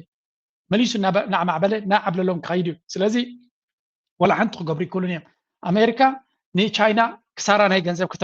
ክትፈጠረላ ትኽእል ቻይና ግን ኣሜሪካ ቁጠባ ናታ ከምዘይ ሰራሕ ክትገብሮ ትኽእል እያ እዚ ድማ ትፍልልይ ናቶም ሌቨሬጅ ዝበሃል ድማ ኣብዚ ዝረአ ቻይና ከይተኮሰት ካለና ኣሜሪካ ከመይ ትዕንዋ ከም ዘላ ኣብዚ ንዶናልድ ትራምፕ ብፍላይ ነቲ ቤዝ ናቱ ከመይ ጌራ ተፍርሶላ ስምዑ done. The very people who helped put Donald Trump back in office, the ones that he would use as props at his whole I love the farmers photo ops, they're turning on him. Every single week we hear from more farmers who are saying this economic program is a fiasco. These are not coastal liberals who decided to throw on some farmers' overalls. These are lifelong Republican farmers, many of whom voted for Donald Trump twice. And now they're saying it. He is destroying us. Here's an Illinois soybean farmer who says China should be buying our soybeans. They're not. This is a ሓደ ካብቲ ቀንዲ ኮር ቀንዲ ደጋፊ ናይ ዶናልድ ትራምፕ ኣብ ኣሜሪካ ነት ሪፐብሊካን ድማ ቀንዲ ደገፍቲ ናቱ መን እዮም ሓረስቶት እዮም ሓረስቶት ኣብቲ ሕርሻታት ዝነብሩ ምስ ከተማታት ዘይራኸቡ ማለት እዩ ዴሞክራትስ መብዛሕትኡ ግዜ እቶም ሊበራልስ ዝበሃሉ መን እዮም ኣብ ከተማታት ዝቕመጡ ምሁራት እዮም ዝበሃሉ ስለዚ ሊበራልስ ዝበሃሉ ምሁራቶም ኮሌጅ ግራጁዌትስ ገለመለ ኣብ ኦፊሳት ዝሰርሑ ኣብ ከተማታት ኣብ ዓበይቲ ከተማታት ንኣብነት ዴሞክራትስ ቤዝ ናቶም ካሊፎርኒያ ኒውዮርክ እዚኣቶም እዮም ዓበይቲ ከተማታት ሜጋ ሲቲስ ሪፐብሊካን ድማ ገጠር እዩ ስለዚ ኣብቲ ገጠር ድማ ሓረስቶት እዮም መብዛሕትኦም ሓረስቶት ድማ ተቐዳማይ ቻይና ናይ ቻይና መጥቃዕቲ ሃሲቦም ዘሎ እዩ ቻይና ግን ኣይኮነት ሃሲያቶም መራሕናቶም ይሃሲቦም ዶናልድ ትራምፕ ብትዕቢት ንቻይና ከውድቕ ኢሉ ዝተበገሰ ተገምጢሉ ስምዕዎ ካባፈም real problem. We can't help but feel very anxious of wondering why it's taking so long to get this resolved. Are you angry? The farther we go into this season, the more we're going to lose. And China should have been buying our beans already, and they're not. It's like crickets. Why isn't China buying the beans? Well, because Donald Trump's ስለዚ ቶም ሓረስቶት ብፍላይ ናይ ሶይቢንስ ዝበሃሉ ሓረስቶት ኣብ ዓቢ ሽግር ወዲቑዎም ኣሎ ቻይና ድማ ዓቢ ሌቨሬጅ ኣለዋ ኣብዚ ምክንያቱ ከይገዝአት ንሳ ዘድልያ ካብ ብራዚልን ካብ ኣርጀንቲናን ካብ ካልኦት ሃገራት ናይ ላቲን ኣሜሪካን ትገዝአላ ኣሜሪካ ድማ ናብ ክሸጥዎ ዝኽእሉ የብሎምን እቶም ሓረስቶት ድማ እቶት ናቶም ድሮ በፂሑሎ ግዜ እዩ ስለዚ እንድሕሪ ዕዳጋ ዘይረኺቡ ክበላሸዩ መንግስቲ ድጎማ ድዩ ክገብረሎም እንታይ ክገብረሎም እቲ ናይ ብሓቂ ዝሕዝን ኩነታት እዩ ንሽተይ ንስማዓዮም ድሓን to markets on a level playing field, and that includes China. Right now, with the trade war and then the tariffs and retaliatory tariffs that have resulted, we're at about a 20% price disadvantage when it comes to what the Chinese have to pay. በቲ ሓደ ወገን ካ እንታይ ዝገብሮም ዘሎ ናይ ኢሚግሬሽን ተቃዋሚ ኢሉ ካ ነቲ ሓረስታይ ናይ ሰራሕተኛ ናቱ ዝነበረ መብዛሕትኡ ግዜ ሓረስታይ ትሑት ደሞዝ ስለ ዝኸፍል ዘይሕጋውያን ወይ ካብ ስደተኛታት ጥራዮም ሰርሕሎም ዝኽእሉ ነቶም ስደተኛታት ይሃድኖም ኣሎ በቲ ድማ ንዕዳጋ ዝኸዱ ሰባት ድማ ነቲ ዕዳጋ ናቶም ድማ ብዚ ናይ ታሪፍ ውግእ ኢሉ ዓፅይዎ ኣሎ ስለዚ this is creating another very very interesting bubble ናበይ ገፁ ክወስዶም እዩ ብዘይገድስ ንግዜ ክንገድፎ ኢና ሕጂ ሓንቲ ኣገዳሲ ምዕባለ ንዓኻ ንዓኺ ብዘይገድስ ኣበየላ ዘገድሰካ ስምዑ is transforming the job market. The race for work now includes machines, and Gen Z is feeling the pressure. The first jobs of a career are shifting. Entry-level roles are increasingly automated into lines of code, and the impact is impossible to ignore. Tasks once handled by graduates are being taken over by artificial intelligence. As companies pour billions into AI. እንታይ ትብል ኣላ ናይ ዓለምና ቁጠባ ኣብ ቅልጡፍ ዝኾነ ለውጢ ይኸይድ ከም ዘሎ እሱ ድማ ሰራሕተኛታት ብፍላይ ተምሃሮ ካብ ዩኒቨርሲቲታት ዝውድኡ ዘለዉ ካብ ኮሌጃት ዝወፁ ዘለዉ ስራሕ ይረኽቡ ከም ዘየለዉ ኣብ ካናዳ ዘጋጠመ ድሓን ሪል ኬስ ክንርኢ With unemployment at a near decade high outside of the pandemic, thousands of people are searching for work. Here in Ottawa, a job fair today attracted hundreds of people, many who say despite trying for months, they have been unable to find a job. CTV's Dylan Dyson joins us with more. Dylan. Patricia, it's a sign of where Ottawa's job market is at right now. እንታይ ዘርእየና ዘሎ እዚ ጆብ ፌር ዝበሃል ብዙሓት ካምፓኒታት መፅአን ሰራሕተኛታት ዝደልያሉ ቦታ እዩ ኣብዚ እዋን እዚ ድማ እቶም መንእሰያት ብፍላይ ናይ ስራሕ ዕድሎም እናፀበበ ይኸይድ ከም ዘሎ እዚ ኣብ ካናዳ ዘጋጠመ ኩነታት እዩ ድሓን ካብ ኣፎም ንስማዓዮ እቲ ኩነታት ንሳቶም ክገልፁልና ከለዉ ካብኦም ሽዑ ከተሓዘሉ Looking for any type of employment they could find. After waiting in long lines all morning, friends Alex and Grace are eager to get their resumes into the hands of a potential employer. It's really difficult, especially online. You get ghosted a lot. No one really answers you when you apply. So I'm not getting no's, but I'm also not getting a yes. The pair of recent graduates say over the past year, they've lost count of how many jobs they've applied to. Probably hundreds. I was going to say close to the 100 range. At the Rogers ዝትሪዎ ዘለኹም ላይን ካብ ምንታይ ዝመፀ እዩ እንታይ እዮም ዝብሉ ዘለዉ እዚአን ክልትየን ኣብ ስራሕ ምድላይ ልበን ጠፊወን ኣማኢት ኣብ ኣማኢት ካምፓኒታት ሲቪናተን ሰዲደን ዝምለሰካ የለን ዝዛረበካ የለን ስራሕ ድማ የለን ስለዚ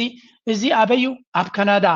መንግስቲ ሰማይ ዝቁፀር ዝነበረ ሃገር ቆጠባ ናቱ ንሰማይ ከይዱ ኣይኮነን ኣብ ዓድኑ ዘሎ ካብ ካልእ ዓለማት ካብ ኣፍሪካ ካብ በዓል ኤርትራ ብዙሕ ሰብ ከይዱ ሂወት ዝመርሓሉ ዝነበረ ቦታ እዩ ስለዚ ነቶም ተማሂሮም ፅቡቅ ደረጃ ትምህርቲ ዝቀሰሙ ዝኸውን ስራሕ የለን ንውሕዳት ስራሓት ንኽቀዳደሙ እቲ ሪጋኡ ዝነበረ ከሪኹም ከለዉ ኣብዚ ረእይዎ ስለዚ እዚ ነገር እዚ ክሳዕ ክንደይ ኩነታት ይፀሉ ከም ዘሎ ክርዳእና ክኽእል ኣሎ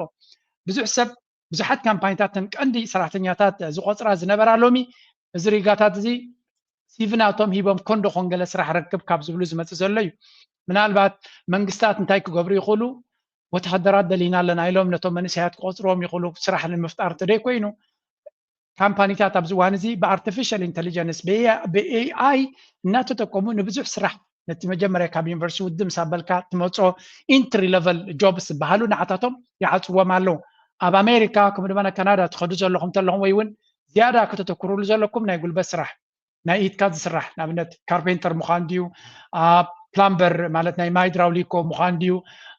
ዋላ ነዳቃይ ድዩ ኩሉ ናይ ጉልበት ስራሕ ንሱ ዝያዳ ክሓይሽ ዝኽእል እምበር እዚ ናይ ኦፊስ ስራሕ ተሓስቡ ዘለኹም ኣይትሕሰብዎ ክርከብ ኣይኮነን መብዛሕትኡ ናይ ኦፊስ ስራሕ artificial intelligence ኮርስ ከም ዝኽእል ዝንገር ዘሎ ነቶም ደቂ ዓዲ ስራሕ ክረኽቡ ተዘይኪሎም ቋንቋ ዝኽእሉ ባህል ናይቲ ዓዲ ዝፈልጡ ኩነታት ዝፈልጡ ኣብቲ ዓዲ ዝተምሃሩ ተደይረኺቦም ንስኻ ካብ ኣፍሪካ መፂኻ ክትቅድሞም ኢልካ ትሓስብ ተለኻ you're just delusional ህውታታት ራእይ ክኸውን ኣይክእልኒ ስለዚ ነዞም መንእሰያት ተሰሚካዮም ናይ ብሓቂ ዘገርም እዩ ዓለም ናበይ ትኸይድ ከም ዘላ እተን ሰብ ለይቲ መዓልቲ ናብአን ክስደት ኣማይት ኣሽሓት ዝኸፍለለን ዝነበረ ሃገራት ንዑ ዘጋጥም ዘሎ ኩነታት ኢኻ ትርኢ ንእሽተይ ሰሚዕና ንዓኻ ወይ ንዓኺ ክኸውን ዝኽእል ምኽሪ ክትወስዱ ኢለ interviewer, you're most likely not selected for the next round of hiring process. Those looking to hire say many applicants are not suited to the jobs available. We haven't been experienced a lot of the skilled trades coming to our booth, so it's definitely my push to try and እዚ ሓደ ክኸውን ከሎ ድሓናንስ ኣብ ካናዳ የለኹን ምናልባት ኮንዶኾን ኣብ ካልእ ኣብ ኤሮጳ ይሓይሽ ኸውን ትብሉ ድማ ኣብ ኤሮጳ ዝሓሸ ቁጠባ ጀርመን እዩ ንጀርመን ስለምንታይ ክትገጥፋ ኣለካ ዝብሉ ድማ ስምዖ ጀርመናዊ ጽቡቕ ዝኾነ መናብሮ ዘለዎ ሰብ Guys, this is not clickbait. I'm actually leaving Germany. Enough is enough. Once you cross a certain point, you cannot reverse it. You cannot put the toothpaste back into the tube. And it's not because I hate my country. It's because economically, socially, politically, quality of life, I just don't see any future here anymore, especially not for my children, my family. I need to give them the edge, the perspective. And after... ንነፍሰይ ስለደይ መጫዓኒ ንደቀይ ድማ ኣብዛ ዓዲ እዚ ንኽወልዶም ወይ ኣብዛ ዓዲ ንክዓብዩ ዕድል ስለዘይብሎም መጻኢ ናቶም ከቢድ ስለዝኸውን ንጀርመን ገዲፈያ ንክስደድ መሪፅ ኣለኹ ይብላ ኣሎ ቁጠባ ናይ ጀርመን حماق ودادق أكودق مخان مهوري سبزي أما خرنا كامباني تاجي كونسلتينج سلازي أنت يبلالو جرمن حماق ودادق أي كميات بيازلو that's why تمركب حالا سلدي ترفني أنا قديمة نعين دكين حيزة كابت عدن كهدم مريض الله يزب لكم زلو he's a German guy German كنت بعت بوجيرز فلت إن and out نشتي كسمعكم بحال and this is again and again بتدقق من سمع زل نظر باي إذا بيروبا خنكا من قصة سماي زل لخا خوينو تسمع كازلو watch out تتنكا استوعل بلاني هاللخا أكايداخا أعريك نبل Having worked more than 15 years and with my own consulting firm here in Germany for banks, financial asset managers, financial institutions, I've seen policy regulation and how the internals and macroeconomics shape real life.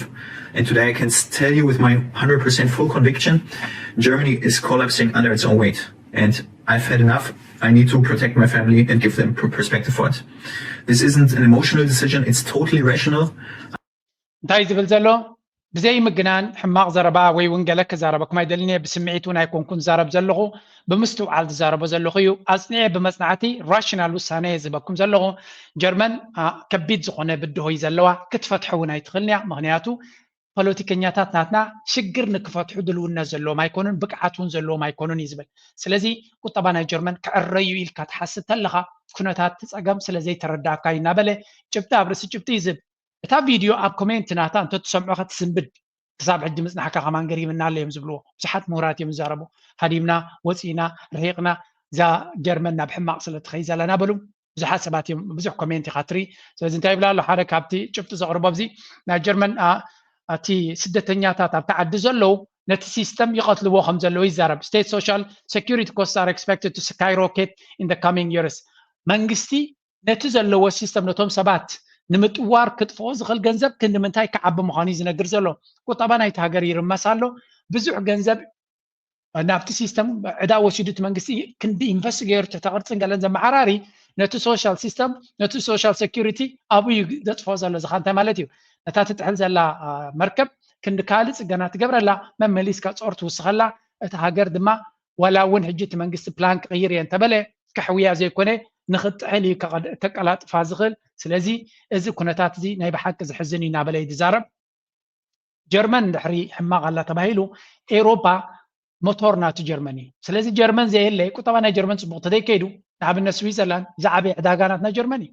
ስለዚ ናይ ጀርመን ቁጠባ ጽቡቕ ተደይከይዱ ስዊስ ሕማቕ ከም ዝኾን ፍሉጥ እዩ እተን ካልኦት በዓል ፈረንሳ ገለ መለብ ብቀደሙ ጽቡቕ ኣይነበራን ስለዚ ኣብ መወዳእታ ናተን ፀገም ፍሉጥ ነገር እዩ ፈረንሳ ይኹን ጣልያን ኣብ ሰንኮፍ ዘለዋ جرمن بحر صبوق ذي كيدو تموتور تدي سريعو تخالكو تباتات أوروبا صبوق خيدا يكلني نابلو أبزي بستفعل عليه من قدي يزاربلو بزوج شفت تاتي زب تتنكر كونكتري ودما يتحساس بكم أبي أوروبا زلهم أب جرمن زلهم نزو كنا تاتزي أستوعي لان رأيو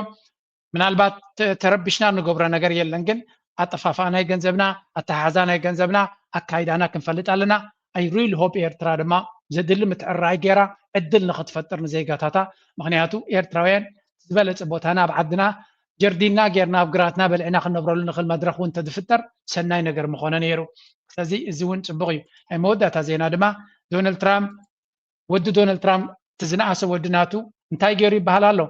8 مليون دولار كاب ناي كريبتو بزنا يلنك أنا كراش دنبرة أتاويتات كم زجبرة Barron has reportedly made about 80 million from his Bitcoin and crypto investments. زودوا تزنا سودناتو بزح جنزب كم زجبرة جن ببزح حد ما يخصص له أنت يسقى نزي نا أبو حبريتا ناتتكمه insider trading يجبر له زبل زربان سمع لنا بفلا يزالن أنا مش China زجبران هينك دوكينات نبزح حد investors بفلا traders أنا traders بالك على زي جبراني مغنياتك قمار سلزقوني there is a big difference عبي في اللي على أمونجو investment trader زوم كلهم عنه كم زجير كادو كم زجير كنا بقول زم خروجهم أبحوي يمزتوهم trading مالت قماري بزح سبعجي أمونجو trading and investment في اللي سلا ديفلتو لك كم زي investment كبار قمار تقدس أوز اللي خيني سمعوا له بكورسات ناتي أنا بزي صفحة زاربه trade كي تجبريز وأنا أتحدى قال له بزح حسبات by the way حد عبي traders إن برا يوكريناوي نفسه قتيلا بلامبروجين أنا يدبل زينا يزور له الزجن كم تري وصل 3 دقيقة التي وسانا ناي دونالد ترامب قال سب كابتن سيركل وزيو ناي 100 مليونات انفستمنت غيرو بزح مخسب كم زجبرن ازيد ما جبن مخاني يمزارب زلو بزخونه نتناتي مخرج سب انت خوينكم نتعبوا ودنا دونالد ترامب እዚ ኩነታት እዚ ተጠቀሙሉ ትዕዳጋ ታሕቲ ወሪድልኩም ኣሎ ዶናልድ ትራምፕ ድማ ናይ ረብሑ ኩነታት ስለ ዘገድሶ ምስ ቻይና ክሰማማዕ እዩ ትዕዳጋ ድማ ክመለስ እዩ መጀመሪኡ ይኮነን ክንደይ ግዜ ኣጋጢሙ እዚ እቲ ወዱ ኤሪክ ትራምፕ ዝበሃል ድማ ባይ ደ ዲፕ እናበለ ግዙ እናበለ ይመክር ኣሎ ንዓታቶም ከድና ምሶም ክንጎርሕ ኣለና ነቲ ፕላን ናቶም ተጠቂምና ቁጠባና ክንሃንፅ የፅዋዓልኩም ካብዚ ንላዕሊ ክብለኩም ኣይክልኒ ኣነ መቸም ኣይ ኣም ኢንቨስቲንግ ይገዛ ኣለኹ ሕጂ እውን ከማይ ቶም ምሳይ ተማሃርኩም ከምኡ ግበሩ ቶም ዘይገበርኩም ድማ ትዝበለፀ ዕድል ይናበልኩ ናብ ዞባና ክምል ለጦርነቱ ወይም ምክክር ብላችሁ ስለምታስቡበት ነገር ልጠይቅ ብዬ ስለምጠይቀው ነገር በትግራይ የደረሰውን አገራዊ ኪሳራና የመሰረተ ልማት ውድመት ታውቃላችሁ። ያ ሳይካካስ ወደ አማራ ክልል ተስቦ የገባው ጦርነት ምን አይነት ውድመት እንዳደረሰ ለእናንተ የሚጠፋው ነው አይደለም። ይህን ጥያቄ ሳቀርብላችሁ ከዛ ውጪ ኮሚሽነሯ በ200 እዚኦም ቶም ኮሚሽነር ናይ ምርጫ ቦርድ ዶ ናይ ገለዶ ተባሂሎም ኣብ ኢትዮጵያ ኣብ ሎንደን ሓደ ዋዕላ ገይሮም ነይሮም ኢትዮጵያውያን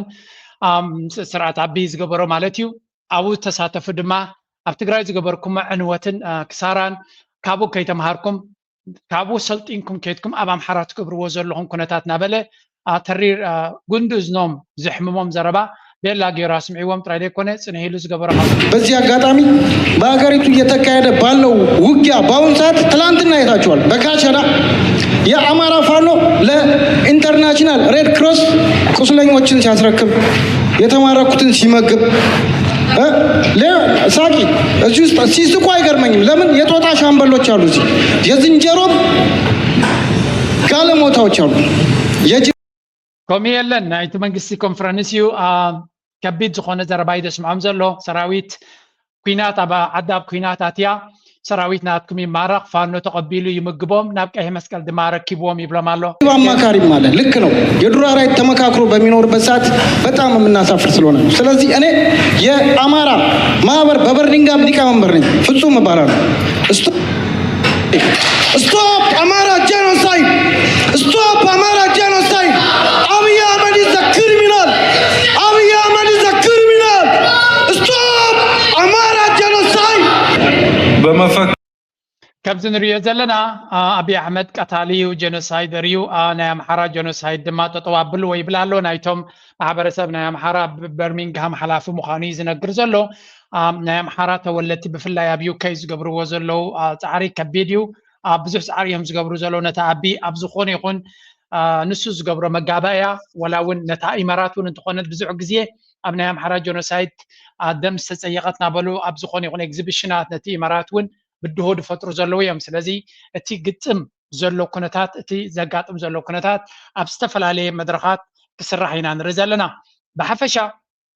እዚ ኣብ ሎንደን ስለ ዝኾነ እምበር ኣብ ኢትዮጵያ ወፂኡ ዘሎ ኣዋጅ ወይ እውን ሓበሬታ ካብ ኢትዮጵያ ዝወፀ ስምዑ መዘዋወር መብታቸው ከባድ አደጋ ላይ መውደቁን መንግስታዊ ተቋም አሳወቀም። ይህ በእንዲህ እንዳለ የተከሰተውን የጸጥታ ቀውስ ተከትሎ መከላከያ በዋና መንገዱ ላይ ተሽከርካሪዎችን እያጀበ ነው ተብሏል። የብልጽግና አውሮፕላን ተሳፋሪዎች ስለ አብረቅራቂ አምፑሎች፣ ስለሚራክል ኢኮኖሚ እድገታቸው በየዕለቱ እየተነተኑ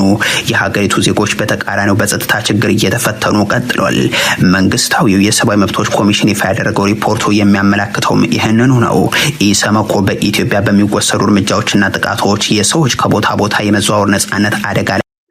ከም ትሪእዎ ዘለኹም ኢትዮጵያን ሂውማን ራይትስ ኮሚሽን ዝበሃል ሓደ መግለጫ ኣውፅኡ ኣሎ። እሱ ድማ ዜጋታት ናይቲ ሃገር ኣብ ውሽጢ ሃገር ብሰላም ክንቀሳቀሱ ከም ዘይክእሉ ዘለዉ ዝገልጽ እዩ። እዚ ድማ ሴኪሪቲ ኩነታት ናይቲ ሃገር ንኻልእ ወፃእተኛ ጥራይ ዘይኮነስ ንተራ ኢትዮጵያዊ እውን ዕድል ዘይሂብ ሰብ ካብ ሓደ ቦታ ናብ ካልእ ቦታ ንክኸይድ ከቢድ ስለ ዝኾነ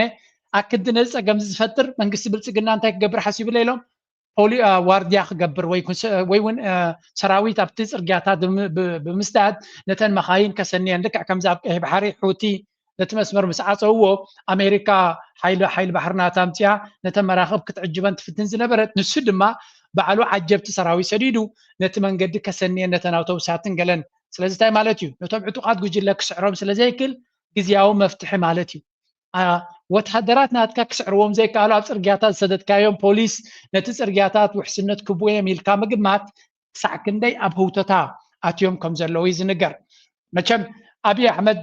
ዘጋጥሞ ዘሎ ኩነታት ቀሊል ከም ዘይኮነ ምግንዛብ የድሊ። ብኩሉ መንገዲ ድማ ዝስዕረት ዘጋጥሞ ዘሎ ግን ንሱ እንታይ ኢሉ ዝሰርሕ ዘሎ ኣብዚ ስምዑ ቅርብ ጊዜ ወዲህ ገጠር ከወጣው ረጅም ጊዜ ሆኖኛል። አትሊስት ወደዚህ አካባቢ መጥቼ አላውቅም። መምጣቴ እንዲያየሁትን ነገር በማየቴ በጣም ደስተኛ ነኝ። ብዙዎቻችሁ አንስታችሁታል። የአመለካከት ጉዳይ ነው። አገር መቀየር በሚደረግ ጥረት ውስጥ ትልቁ ፈተና የአመለካከት ነው የሚሆነው። ሰለሞን ደሬሳ የሚባል ባለቅኔ አሁን በሕይወት የለም። ብዙ ኢትዮጵያዊ ላሊበላ እና አክሱም ፊት ቆሞ እንዴት እንደማይሰሩ ነው የሚያስበው ነው የሚለው። ቆሞ መጀመሪያ ይመጣለት አይሰሩም ነው የሚለው። አስታውሳለሁ ግብርና ማዘመን ምናምን ሲባል ቴክኖሎጂ እንዲቀስሙ ጃፓን የሄዱ የእኛ መሀንዲሶች ነበሩ። ሲመለሱ የትም ፈቅ ልንል አንችልም የሚል ትምህርት ነው ቀስሞ የመጡት። ቢኮዝ ጃፓን የደረሰችበት ደረጃ ላይ አይተህ አሁን ያለንበት ሰው አንችልም። ብሓፈሻ እንታይ እዮም ዝብሉ ዘለው እዚ ንሪኦ ዘለና እቲ ብድሕሪኦም ዘለው ኮሪዶር ልምዓት ኣብ ገጠር ብዝብል ፕሮጀክት ናይ ኣብይ ኣሕመድ ከምዚአን ገዛውቲ ሰሪሑ ንገለገለ ሓረስቶት ኣብ ጥቆም ሕርሻ ገለ ጌርካ እቲ ፕሮጀክት ከም ፕሮጀክት ክትሪኦ ከለካ ሕማቅ ፕሮጀክት ኣይኮነን። ግን 130 ሚልዮን ዘለካ ብከምዚ ዓይነት ክንደይ ሰብ ሰርቪ ክትገብር ትኽእል ኣገይ ይክን ንዝደለካ ክትብሎ ትኽእል ኢኻ። ብሓፈሻ ንዑ ንምምራቕ ንብኡ ገይሩ ፕሮፓጋንዳ ንክገብር እቲ ዕላማ ድማ ንሱር እዩ። ንከተማታት ጥራይ ዘተኮረ ኣብ ውሕዳት ከተማታት ዝግበር ዘሎ ፕሮጀክት ነቲ ህዝቢ ረብሓ ክፈጥረሉ ስለዘይክእል ሕጂ ድማ ናብ ገጠራት ኣተኪሩ እዩ ዝገብር ዘሎ። እዚ ከምዚ ዓይነት ዝገብሮ ዘሎ ድማ ንጌታቸው ረዳ ንኩሎም ቶም ፖለቲካውያን መራሕቲ ዶ ገሎ ዶ ኣምፅኡ ፕሮፓጋንዳ መስርሒ ይጥቀመሉ ኣሎ። ኣብኡ ከሎ እውን ጅግንነት ኣብ ግንባር ብምውጋእ ጥራይ ዘይኮነስ ገዛውቲ ብምስራሕ ወይ ገለ መለታት ምዃኑ ፕሮፓጋንዳ ክገብር ፈቲኑ። እቲ ክውንነት ግን ሴኪሪቲ ናትካ ተቐዳማይ መሰረት ናይ ቁጠባ እዩ። ስኻ ውሕስነት ናይ ሰባት ዜጋታት ወፊሮም ክኣቱ ጌሾም ንክምለሱ ሓሪሶም ንክነብሩ ሴኪሪቲ ቀዳማይ ስራሕ ናይ መንግስቲ ውሕስነት ናይ ህላወ ንክትነብር ውሕስነት ክፈጥረልካ ክኽእል ኣሎ። ኣብኡ ድማ ክዕወት ኣይከኣለን። በቲ ናብ ኤርትራ ወራርን ኩናትን ፕሮፓጋንዳ ይገብር። በዚ ድማ ቁጠባ የልምዕ ኣለኹ ዝብል ኢሜጅ ክፈጥር ይደሊ። ጎኑ ጎኑ ድማ አሜሪካ ለንቀነ ዘውፀቶ ድማ ኣዝዩ ቁጣዐ ከም ዝፈጠረሉ እዩ ዝንገር ዘሎ ባለውና የአብይ አህመድ አገዛዝ በዲፕሎማሲ ረገድ ከፍተኛ ኪሳራ ውስጥ መግባቱን ባጋለጠው በዚሁ የሽምግልና ጥያቄ ዙሪያ በአገዛዙ በኩል መረጃው እንዳይወጣ ከፍተኛ ጥንቃቄ ባለው ሂደት እየተከናወነ እንዳለ ተገልጿል። አብይ አህመድ ባለፈው ሳምንት ከሶማሌ ክልል ሆኖ ለአሜሪካው የ2025 የኢንቨስትመንት ሪፖርት ቀጥተኛ ባልሆነ መልኩ የሰጠው ምላሽ ተጨማሪ ዲፕሎማሲያዊ ኪሳራ እንዳስከተለበትም ይነገራል። ኢትዮጵያ የምትሰራው የኮሪደር ልማት ዜጎችን እያፈናቀለ ነው፣ የንብረት ባለቤትነትን እየነጠቀ ነው በሚል በአሜሪካን ሪፖርት ላይ ብሓፈሻ ኣብቲ ናይ ኢትዮጵያ ኢንቨስትመንት ክላይሜት ዝብል ክልተ ነገር ክነግረኩም። መጀመርያ ኣብታ ቅድሚት ዝፀንሐት ቪድዮ ጌታቸው ረዳ እንታይ ዝብል ዘረባ ተዛሪቡ ፀኒዩ። ኢትዮጵያውያን ኣብ ነፍስና ዘይንተኣማመን ኢና ኮይና፣ ምክንያቱ ናይ ኣክሱም ስልጣኔ ናይ ላሊበላ ስልጣኔ ንሕና ምሂዝናዮ ኢልና ክንዛረብ ኣብ ዓድና ስለ ዘሎ እቲ ዝሕጂ ዘሎ ዜጋ ወይ እውን ዝሓለፈ ዓመታት ዝነበረ ዜጋ ግን ከምኡ ዓይነት ክሰርሕ ከም ዘይክእል ገይሩ ዝኣመነ እዩ። እሱ ድማ እቲ ፖለቲካዊ ኤሊት ለሚኑ ጥራይ ክነብር ከም ዝኽእል ረድኤት ተፀቢዩ ክነብር ከም ዝኽእል ስለ ዝኣመኖ ሓድሽ ነገር ክንፈጥር ንኽእል ኮይኑ ኣይስማዓናን እዩ ዝብል ናይ ስነ ኣእምሮ መግዛእቲ ከም ዘለዎም እዩ ዝነግር። ብሓፈሻ ንዑታት እዩ ክነግር። እዚ ድማ ቁርብትለይ ተስፋ ዝህብ ኩነታት እዩ ንኽብል እዩ ተጠቂሙሉ ነይሩ። ኣብ ገለገሊኡ እቲ ዘረባ ከይተርጎምካ የተሓልፍ ኣለካ ዝብል ክሱ ስለ ዘሎ እዩ። ኣብ ገለገሊኡ ነቲ ኮንቴክስት ክበኩም ስለ ዝደሊ እምበር ኩሉ እቲ ነገራት በዓልኩም ከድኩም ክሰምዕዎ ትኽእሉ። ናብቲ ተመሊስና ድማ ኣብዚ ለንቀነ ድማ ኣሜሪካ ኣብቲ ናይ ኢትዮጵያ ኢንቨስትመንት ክላይሜት ዝብል ነቲ ናይዚ ልምዓት ኮሪዶር ዝበሃል እቲ መንግስቲ ኣሜሪካ ስለ ዝተቃወሞ ንሱ ድማ ኣገባብ ኣተገባብራ ናቱ ነቲ ህዝቢ ሓደጋ እናውደቐ ናይ ህዝቢ መሬት መንዚዑ ከምቲ ዝድለ ካሕሳብ ዘይምግባር ከምኡ ድማ ፕሮፐርቲ ራይትስ ፅቡቅ ውሕስነት የብሉን ናይ ወፃኢ ሸርፊ ፀገም ከም ዘለዎ እቲ ቁጠባ ድማ መሰረት ናቱ ቀፃልነት ክህልዎ ከም ዘይክእል ዓብይ ፀገማት ዘለዎ ቁጠባ ምዃኑን ኢትዮጵያ ንኢንቨስትመንት ምቹእ ባይታ ከም ዘይኮነ ዝገልፅ ሓቢሮም ነይሮም። ብዛዕባ ኤርትራ እውን ፅቡቅ ተዛሪቦም ማለት ኣይኮነን። ኣካል ሪፖርት ብዝሰፍሐ ብዛዕባ ኤርትራ ዝበልዎ ናይ ኢንቨስትመንት እውን ኣውፅልኩም ነይረ። ብዙሓት ከማን ነቲ ናይ ኢትዮጵያ ሓቢኦም በዓል ቲቦር ናጊ ነቲ ናይ ኤርትራ ጥራይ ክቃወሙ ሰሚዕና ኣለና። ኣብይ ኣሕመድ ድማ ኣመና ከም ዝተቆጥዐ ኣሜሪካ ነቲ ናተይ ፅቡቅ ኣይትደልዮን እያ፣ ኣነ ክወድቕ እያ ትደሊ፣ ስለዚ ኣንፃራ እያ ትሰርሕ ዘላ ብቐጥታ ሽማ ከይረቑሐ بتزاواري كما عينت بروباغندا كجبر كم زفتنة أمريكا هم كجبر تسعر كم زي الله يزنقر ومنها بلي يزارب زخنة أمريكا تحب سو كم زي الله زحتنا إثيوبيا كي لا تدمن تايب له إذا نايقازا قداي دحر دونالد ترامب ودي و جبت دم هبتنا قازا قداي عبيد سلازلوا دحر نايقازا بقت تعبز دراما إثيوبيا دونالد ترامب يدك كم زخنة سلازي أبي أحمد عبس أقام كجات ما كم زخل إذا نجرز له قداي كيف حرديو قداي جبتي كنتات قدامنت كوها بس لازخل دحريو أبي أحمد مليسو شكر كجات ما كم زخل يوم زارب زلوا إثيوبيان سلازي بزح دبلوماسيا وقويا كد اليوم كم زخل يوم زارب زلوا بعبيو تزلوا كنتات بذكر التمنجد كن رينا حدا أمباسادر عند ماريا عند برهان زبالو أبز قداي زكسمه وتي عبد سجاد فتي روزلو نزل كنت حاجباتنا بكينات كتوني خل انتي رأيكا وي كوينات انت متسيو نتزوبان تاي ملكعكو وي خل صلواتاتو أمون قوزن كنت حاجباتن كينيون انتي كنو بالمخل أنا ناي بحكي كمناتي قم قدامي منستر أبي أحمد نزي بروجكت زي كويج كله ምናልባት ካብቲን ኢትዮጵያ ጋጢም ዘሎ ውሽጣው ቅሉላ ቁጠባው ቅሉላ ፖለቲካው ቅሉላ ጸጥታው ቅሉላ አቃልቦ ህዝብን ምጥምዛዝ ተባሂሉ ሀገራዊ ስምዒት ምናልባት ወደብ ሙናን አብዛሓት አካላት ናይ ልሂቃን ኢትዮጵያ ትህርፋን ስለዘሎ ምናልባት ደገፍ ለኾን ይረክብ ነቲ እንዳንቆልቆለ ክመፅእ ዝፀንሐ ተቐባልነቱ ኣብ ኢትዮጵያ ክቅልብሶ ለኾን ይኽእል ዝብል ስነ ሞገድ ሒዚ መፂ እምበር ናይ ብሓቂ ንሱ ንረብሓ ኢትዮጵያ ኣፍ ደገ ባሕሪ ናይ ምርካብ ዕላማ ሒዙ ኣይመስለንን ስለዚ ተቐንዲ ዕላምኡ ኣቓልቦ ህዝቢ ካብቲ ንኢትዮጵያ ጋጢሙ ዘሎ ኩሉ መዳያዊ ቅልውላው ንምጥምዛዝ ተባሂሉ ዝመፅእ በእንግሊዝኛ ምናልባት ፖስቸሪንግ ይበሃል እዚ ኩሉ ግዜ መዓልቲ መዓልቲ ክንወርድና ተቐሪብና ኣለና ሎም ክንዲዚ ክንጎብጥ ኢና እንታይ ኣድለየ ስለዚ እቲ ውሽጣዊ ኩነታት ናይ ኢትዮጵያ ክረአ ከሎ ኩናት ኣብ ኦሮሚያ ኣሎ ኩናት ኣብ ክልል ኣምሓራ ኣሎ ጉዳይ ትግራይ ነባሪ መዕለቢ ኣይረኸበን ኣሎ ኣብ ክልል ሶማልያ ናይ ኦጋዴን ምንቅስቃስ ኣሎ ናይ ሃገራዊ ግንባር ሓርነት ኦጋዴን ምንቅስቃስ ኣሎ ኣብ መንጎ ብዙሓት ክልላት ናይ ዶብ ምስሓባት ኣሎ ሓሊፉ ዝብላዕ ግጭታትን ኩናታትን ኣሎ ስለዚ ኢትዮጵያ ከምዚ ኣመሰለ ሓዘቕቲ ናይ ቅልውላው ጥሒላ እንከላ ኣብይ ኣሕመድ ንኤርትራ ክወርር የምባል ምናልባት ወይ ፅላለ ክኸውን ይኽእል ድሕሪ ገይርዎ ከዓኒ ብናተይ ገምጋም መጀመርያ ናይ መወዳእታ ናይ ስልጣን ክኸውን ይኽእል እዩ ዝብል እምነት ኣለኒ ምክንያቱ እቲ ኣምባሳደር እንደ ብርሃን ፅቡቅ ዝኾነ መግለፂ ሂብዎም ነዘረባ እዚ ድማ ርግፀኛ ብዙሓት ፈለው ክገብርዎ ከም ዝኽእሉ ሓደ ተቃዋሚ ናይ ሃገር ተባሂሉ ዝቁፀር ብዛዕባ ሃገሩ ዘሎ መረዳእታ ድማ ናይ ብሓቂ ትክክለኛ ሰብ ክቃወምን ክድግፍን መሰሉ እዩ ብኣይ ወገን ተቃውሞ ማለት ሃገር ምፍራስ ወይ እውን ሃገር ምሻጥ ከም ዘይኮነ ግን ኣነፂሩ ይበና ኣሎ ምክንያቱ ኣብ ጎኒ ኣቦ ኮይኖም ዘጣቅዑ ንርኢ ስለ ዘለና ኣብ እንታይ ደልሎ ናፈለጥካ ከለካ እቲ ትክክለኛ ሃገራዊ ረብሓ ወይ እውን ንረብሓ ሃገር ኣቐዲሙ ዝኸይድ ሰብ ኣብ ፖለቲካዊ ምሕደራ ፍልልይ ኣተሓሳስባ ክህልዎ ይኽእል እዩ ኣብቲ ናይ ሃገራዊ ረብሓ ክኸውን ከሎ ግን ኣብ ፖለቲካ ናይ ሃገር ፍልልይ ኣተሓሳስባ ክህልዎ ይኽእል እዩ ናይ ሃገራዊ ረብሓ ንህላወ ናይቲ ሃገር ንልኡላውነትን ናፅነትን ናይቲ ሃገር ግን ከመይ መረዳእታ ይህልወካ ንፀላኢኻ ዘተባብዕ ኩነታት እውን ኣይትብን ኢኻ ስለዚ እዚኣ ብኣይ ወገን ፅብቕቲ ርእቶ ኮይና ረኺበ እያ ግን ናይ ኣባ ኣጀንዳ እንታይ ምዃኑ ካልኦት እውን ፅቡቅ ገይሮም ክገልፅዎ ኢና ንርኢ ዘለና ለኣብነት ስታሊን ዝበለ ስሙ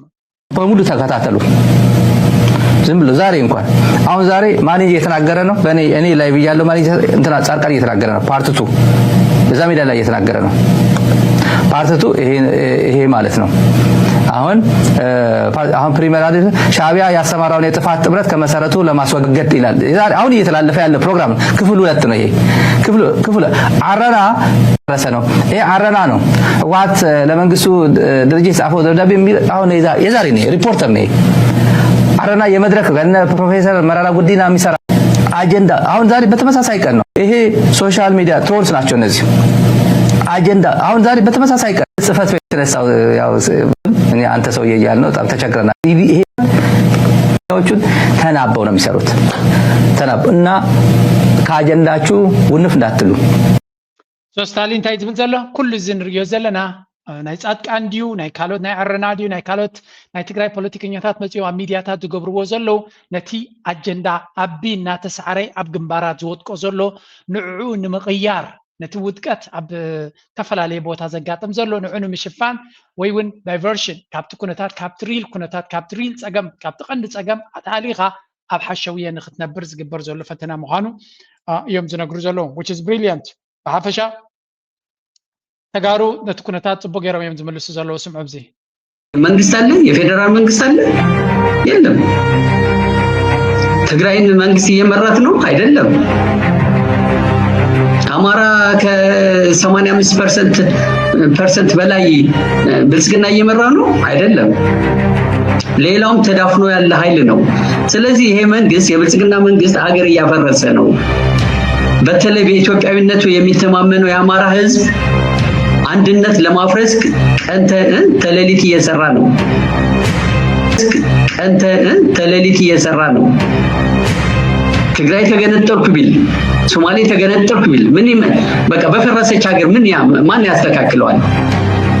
አማራም የራሱ ክልል ይዞ ይቀራል بحفش أنت هم زبل زلوا أبي أحمد نتهاجر أبريل تايم أبقد معيننا كفر رسائنا عن الرزالنا نسو كل زجبر زلوا نود كأتنا يتهاجر دسرح زلوا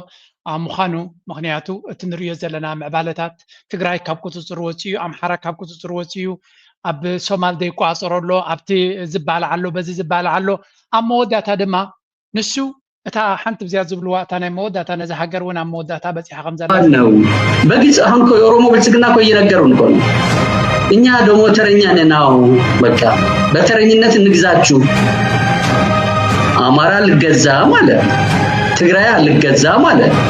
ሌላውም አልገዛም ብሎ እየሞከረ ነው ስለዚህ እቲ ኩነታት ድማ ንጹር እዩ ንነዊሕ እዋን ዝበልዎ እዩ ኦሮሞ ግዜና እዩ ከነመሓድርን ክንገዝእን ተገዝኡና ስቕኢልኩም እዩ ዘሎ እቲ ኩነታት ትግራይ ግዛኒ ኢሉ መግቦቱ ይሒዝሎ ስቲል ኣብ ነውፅለው ኣምሓራ ድማ ኣይ ግዛኒ ኢሉ ይቃለሳሎ ትኻሊ ድማ ንዖም ክስዕብ ምዃኑ ፍሉጥ እዩ ስለዚ ንዓተ ገዛ ኣነ ግዛኒ ንዝብል ኩነታት ድማ ተቓልሲ ኣብ ኩንነት ዝተመስረተ ቃልሲ ምዃኑ እዩ ዝንገር ዘሎ ብዓብዩ እቲ ኣይ ግዛኒ ዝብል ዘሎ ድምፂ ናይ ትግራይ ድማ ነዚ ይመስል እዮም ዝብልዎ ዘለዉ እዚ ዓይነት ክሕደት ተረኣዩ ኣይፈልጥን ኣነ ብክሕደት ፈሪጆም ይፈልጥ ዝም ኣካላት እዚኣቶም ትፍርጆም ታው ዘላ ጉጅለ እያ ናይ ማን ግን ይመስል ሕዝቡን ካብትሪ ያላ ናይ ማን ይመስል ባዕሎም ያረጋግጹ ኣለዉ ጆኖሳይድ ናይ ትግራይ ንዕዳጋ ፖለቲካ ቀርበ ይግባል ስቃይ ናይ ትግራይ በደል ናይ ትግራይ ንፖለቲካዊ ኢድመንስ ቀርበ ይግባል ነይሩ ዝገብርዎ ዘለዉ ፍሉጥ እዩ ንምንታይ ከም ይገብሩ ከም ዘለዉ ናይ ትግራይ ጆኖሳይድ ብኢትዮጵያ የተፈጸመን ብመከላከያ የተፈጸመን እዩ ዝበሃል ዘሎ ብብልጽግና የተፈጸመን እዩ ዝበሃል ዘሎ ኢትዮጵያ ኣባና ኣለውን ማለት እዩ ኢትዮጵያ ናብ ትግራይ ኣትያውን ስርዓት ትኽብር ከም ዘለዋ የምፅዎ ብልጽግና ናይ ስርዓት መኽበር ምዃኑ የምፅዎ ዘለዉ ህዝቢ ዝገብርዎ ዘለዉ ህዝቢ ትግራይ ንብልጽግናን ንመከላከያን ንኢትዮጵያ ንተዓድን ንኽቕበል ዝገብርዎ ዘለዉ ፕሮፓጋንዳ እዩ ድሕሪ እዚ ከዓ ኢትዮጵያ ብውዕል ፕሪቶሪያ መሰረት ኣብ ዛላንበሳ ክፍማል ትኽእል ነይራ ገዲፍና ወፂ ኸይዲ ኣብ ራማ ክፍማል ይኽእል ነይሩ ገዲፍና ወፂ ኸይዲ ድሕሪ እዚ ኢትዮጵያን ብልጽግናን ተመፂኦም ወረርቲ እዮም ንፈልጦም ብወረርቲ ከም ወረርቲ መጠንካ ይምክቱ ከም ትሪእዎ ዘለኹም ጻድቃን ነቲ ናይ ትግራይ ፖለቲካ ፍልሊ ሕብረት ንምፍጣር ይጥቀምሉ ከም ዘሎ ምክንያቱ ጻድቃን ደይ መደይሉ ናይ መወዳእታ ቀላዕ ንትግራይ ንምፍራስ ተበጊሱ ዘሎ ምዃኑ ኩላቶም እቶም ፖለቲከኛታት ናይ ኢትዮጵያ ድማ ዋላ እኳ ንዝተፈላለየ ዕላማ ዝሰርሑ ተኾኑን ዝተፈላለየ አጀንዳ እንተለዎም ኣብ ጉዳይ ናይ አቢ ኣብ ሓደ መስመር ይመፁ ኣለዉ ሰሜን ወሎ ያለን ፋኖ ማሸነፍ ያልቻለ መንግስት እየተማረከ እጁን እየሰጠ የሚማረክ ሰራዊት የያዘ መንግስት አሁን እንደገና ከሌላ ውጭ ሀገር ጋር ተዋግቼ የዓለም አቀፍን ሕግ ጥሼ እንዳንድ ሀያላን ሀገር ጥሼ ያን ጥቅም አስጠብቄ ይቀጥላለሁ። ይሄ በፍጹም አይሆን ነገር። ችግሩ ምን መሰለህ ስታሊን፣ አንድ መንግስት በዚህ ደረጃ የአንድን ሉዓላዊ ሀገር ጥያቄ ውስጥ አስገብቶ እወርሃለሁ በኃይል የባህር በር እነጥቅሃለሁ ብሎ ፕሮፓጋንዳ መስራት ከጀመረ በኋላ መቀስቀስ ከጀመረ በኋላ ጦርነቱን የማስነሳቱ እድል በሱ እጅ ላይ ብቻ ያለ አይደለም። ያ ትሬትንግ የሆነው ስጋት የገባው ኃይል ለእኔ የተመቼ ጊዜና ቦታ በሚለው ሁኔታ ጦርነቱን ራሱ ሊጀምረው ይችላል። ኤክሰለንት ልደታ ያለም ታይብላሎ መጀመሪያ አብይ አሕመድ አቅሙ ዘይፈልጥ ሀውታት ምዃኑ ዝነግር ዘሎ ኣብ ሰሜን ወሎ ዘሎ ፋኖ ክስዕር ዘይከኣለ ወታደራዊ ዓቕሚ ሒዝካ ዛሕዛሕ ዝበለ ሰራዊት ሒዝካ ናብ ካልእ ሃገር ንሓደ ልኡላዊ ሃገር ክወርር ኢልካ ዓለም ለኻዊ ሕጊ ጥሒዝካ ክትከይድ ዕዳን ምዃኑ ዝነግር ዘሎ ቀፂሉ አብይ አሕመድ ንክልተ ዓመት ዝኣክል ንሓንቲ ሃገር ሉላዊ መሬታ ሉላዊ ኣፍ ደገ ባሕራ ብሓይሊ ክምንዝዕ ከም ዝደሊ ኩሉ ዓይነት መናውራ ክገብር እንድሕር ፀኒሑ እታ ክወረክ እትበሃል ዘላ ሃገር ኩናት ንኽትውጅ መሰል ኣለዋ። ምክንያቱ ኣዋጅ ናይ ኩናት እንተጌርካላ ክሳብ ተሃርማ ክፅበየካ ግዴታ የብላ። ስለዚ እቲ ክውረር እዩ ዝበሃል ዘሎ ሃገር ኣብ ዝጥዕሞ ግዜን ቦታን መሪፁ ክድክረካ ይኽእል እዩ። ስለዚ አብይ አሕመድ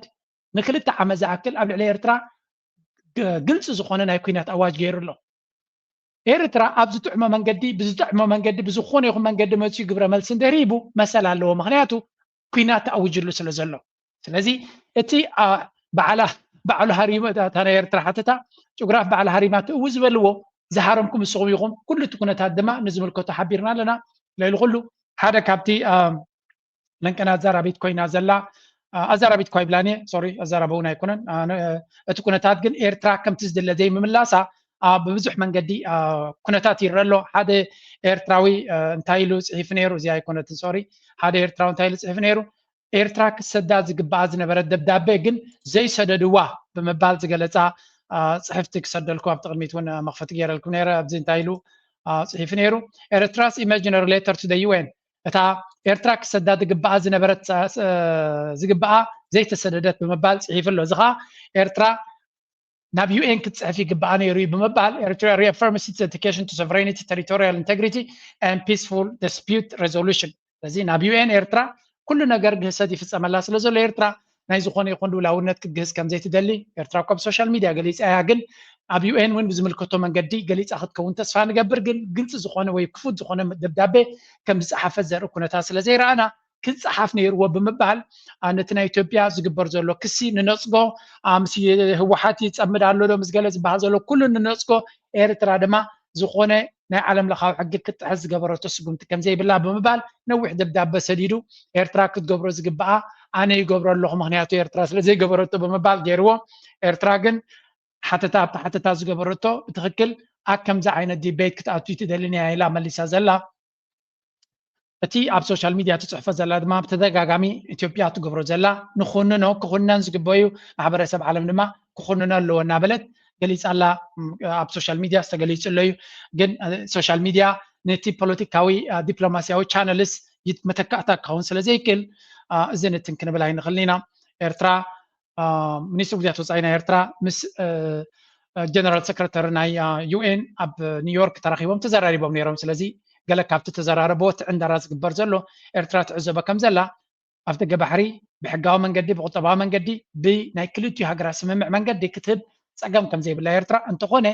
ማንም ሓይሊ ብካልእ መንገዲ ገይሩ ዝመፆ ኣብ ኮሙታት ክትኣቱ ከም ዘይትደልን ፈቃደኛ ኣብ ደገ ባሕርናታ ድማ ብዝኾነ ይኹን መንገዲ ንወታደራዊ ዕላማ ክትህብ ከም ዘይትደሊ ስለዚ እቲ ኩነታት ንዝግብኦ ነጊራ ከም ዘላ ኣብይ ኣሕመድ ዝገብሮ ዘሎ ድራማ ድማ ኮንቴይን ክገብርዎ ይፍትኑ ከም ዘለዎ እዩ ዝንገር። ምናልባት ምስኡ ከይድና ክንሪኦ ዘለና ሓንቲ ካብቲ ኣብዚ እዋን እዚ ብዝያዳ ድፊት ክግበረላ ከም ዘለዎ ዝንገር ዘሎ ድማ እዚኣ ናይ ዳንኤል እያ። For a new chapter for US-Eritrea relations. And this is not just based on goodwill, but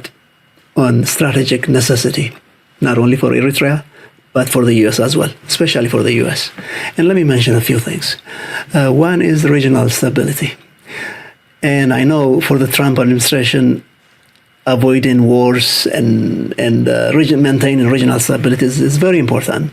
foreign policy. So a constructive partnership with Eritrea is very useful for the US. And if,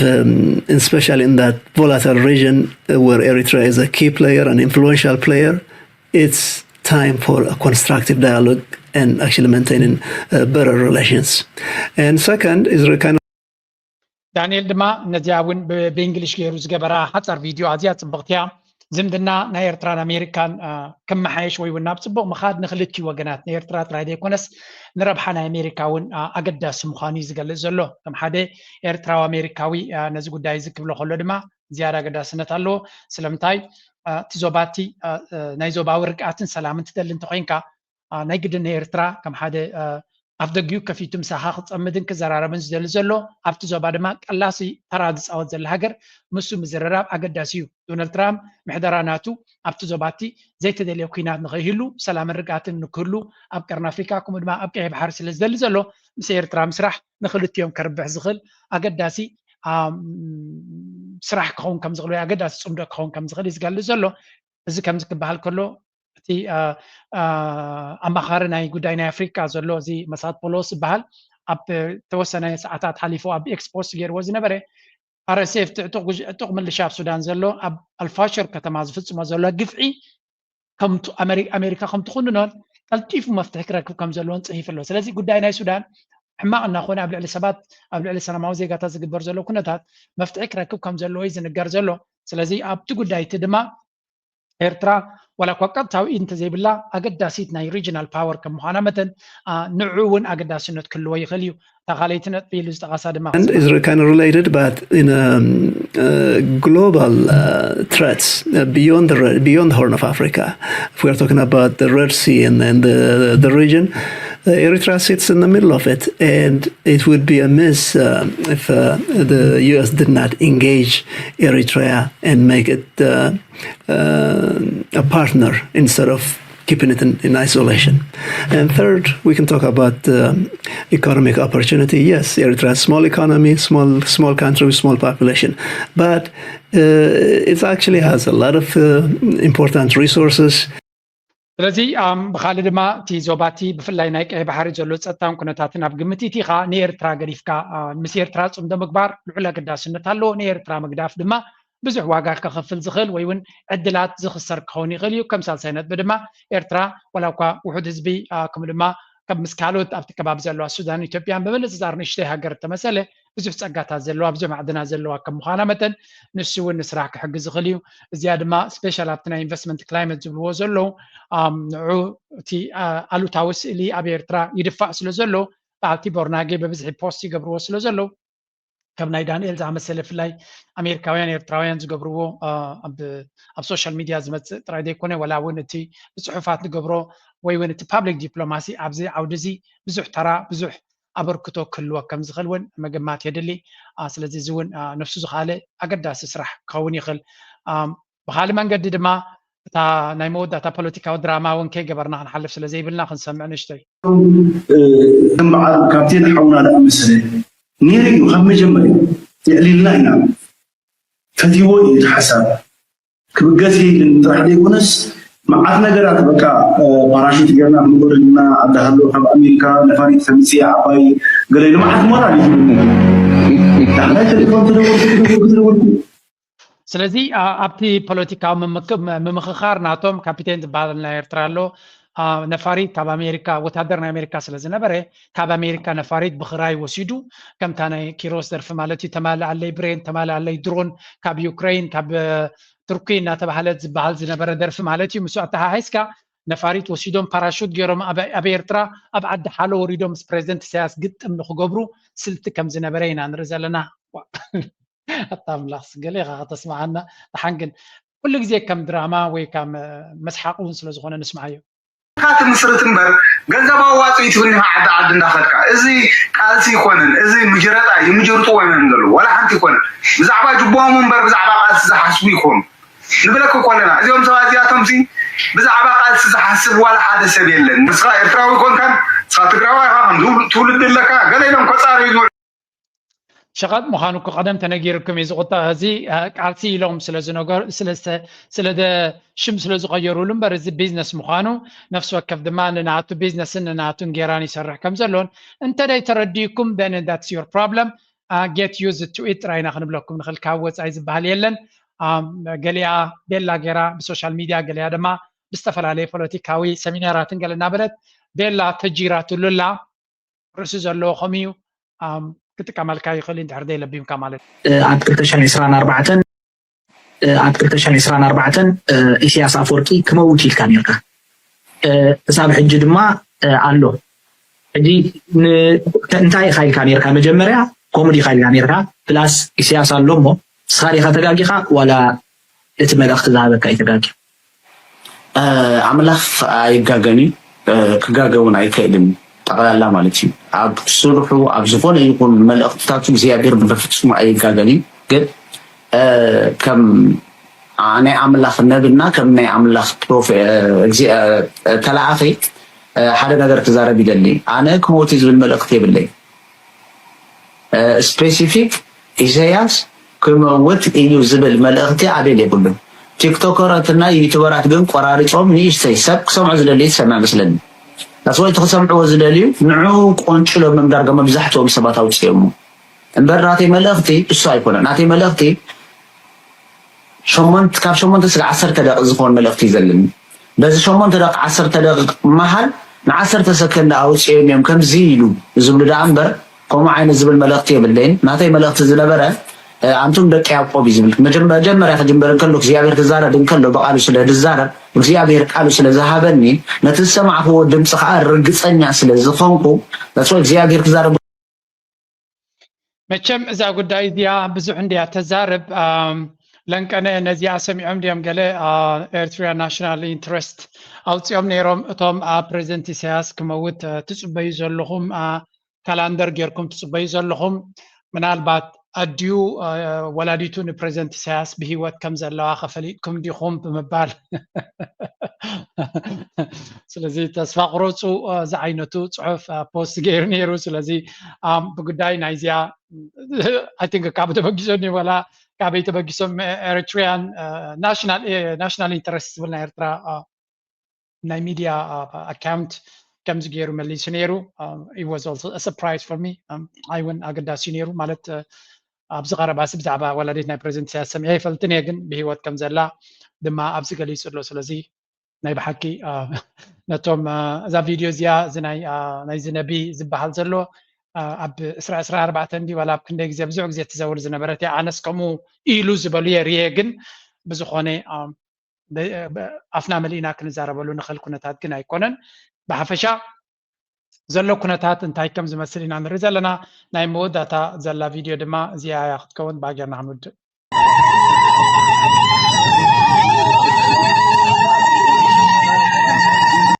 እዚ ድማ ጽምዶ ኤርትራ ሱዳን ትግራይ ሰለስቲዮም ጽምዶ ገይሮም ዝብል ድማ ሪና ኣለና ኣበይናይ ቦታ ተፈጺመ ኤግዛክትሊ አይ ዶንት ኖ ግን ኣብ መንጎ ህዝቢ ትግራይ ህዝቢ ኤርትራ ከምኡ ድማ ህዝቢ ሱዳን ጽምዶ ከም ተፈጸመ ዘርኢ ቪድዮ ሓጻር ቪድዮ ወፅያ ነይራ ምናልባት ንምሉ ቪድዮ ኣብ ካልእ ግዜ ይመፀና ይኸውን በዚ ኮይኑ በቲ ግን እቲ ጽምዶ እናሰፍሐ ይኸይድ ኣሎ ሰናይ ድማ ምስ ጎረባብትና ምስ ኩሎም ሰላምን ርግኣትን ክህሉ ንምነ ናይ ሎማ ኣርእስቲ ኣብዚ ክንውዲና ላይክ ግበሩ ሸር ግበሩ ርእይቶኹምን ሓሳብኩምን ብሃናፅ መንገዲ ግደፉ ንኩሎም ኣብ ዘለው ጽቡቕ ትሕዝቶ ዝሃቡ ድማ ደግፉ እናበልኩም እዚኣ ክገድፈኩም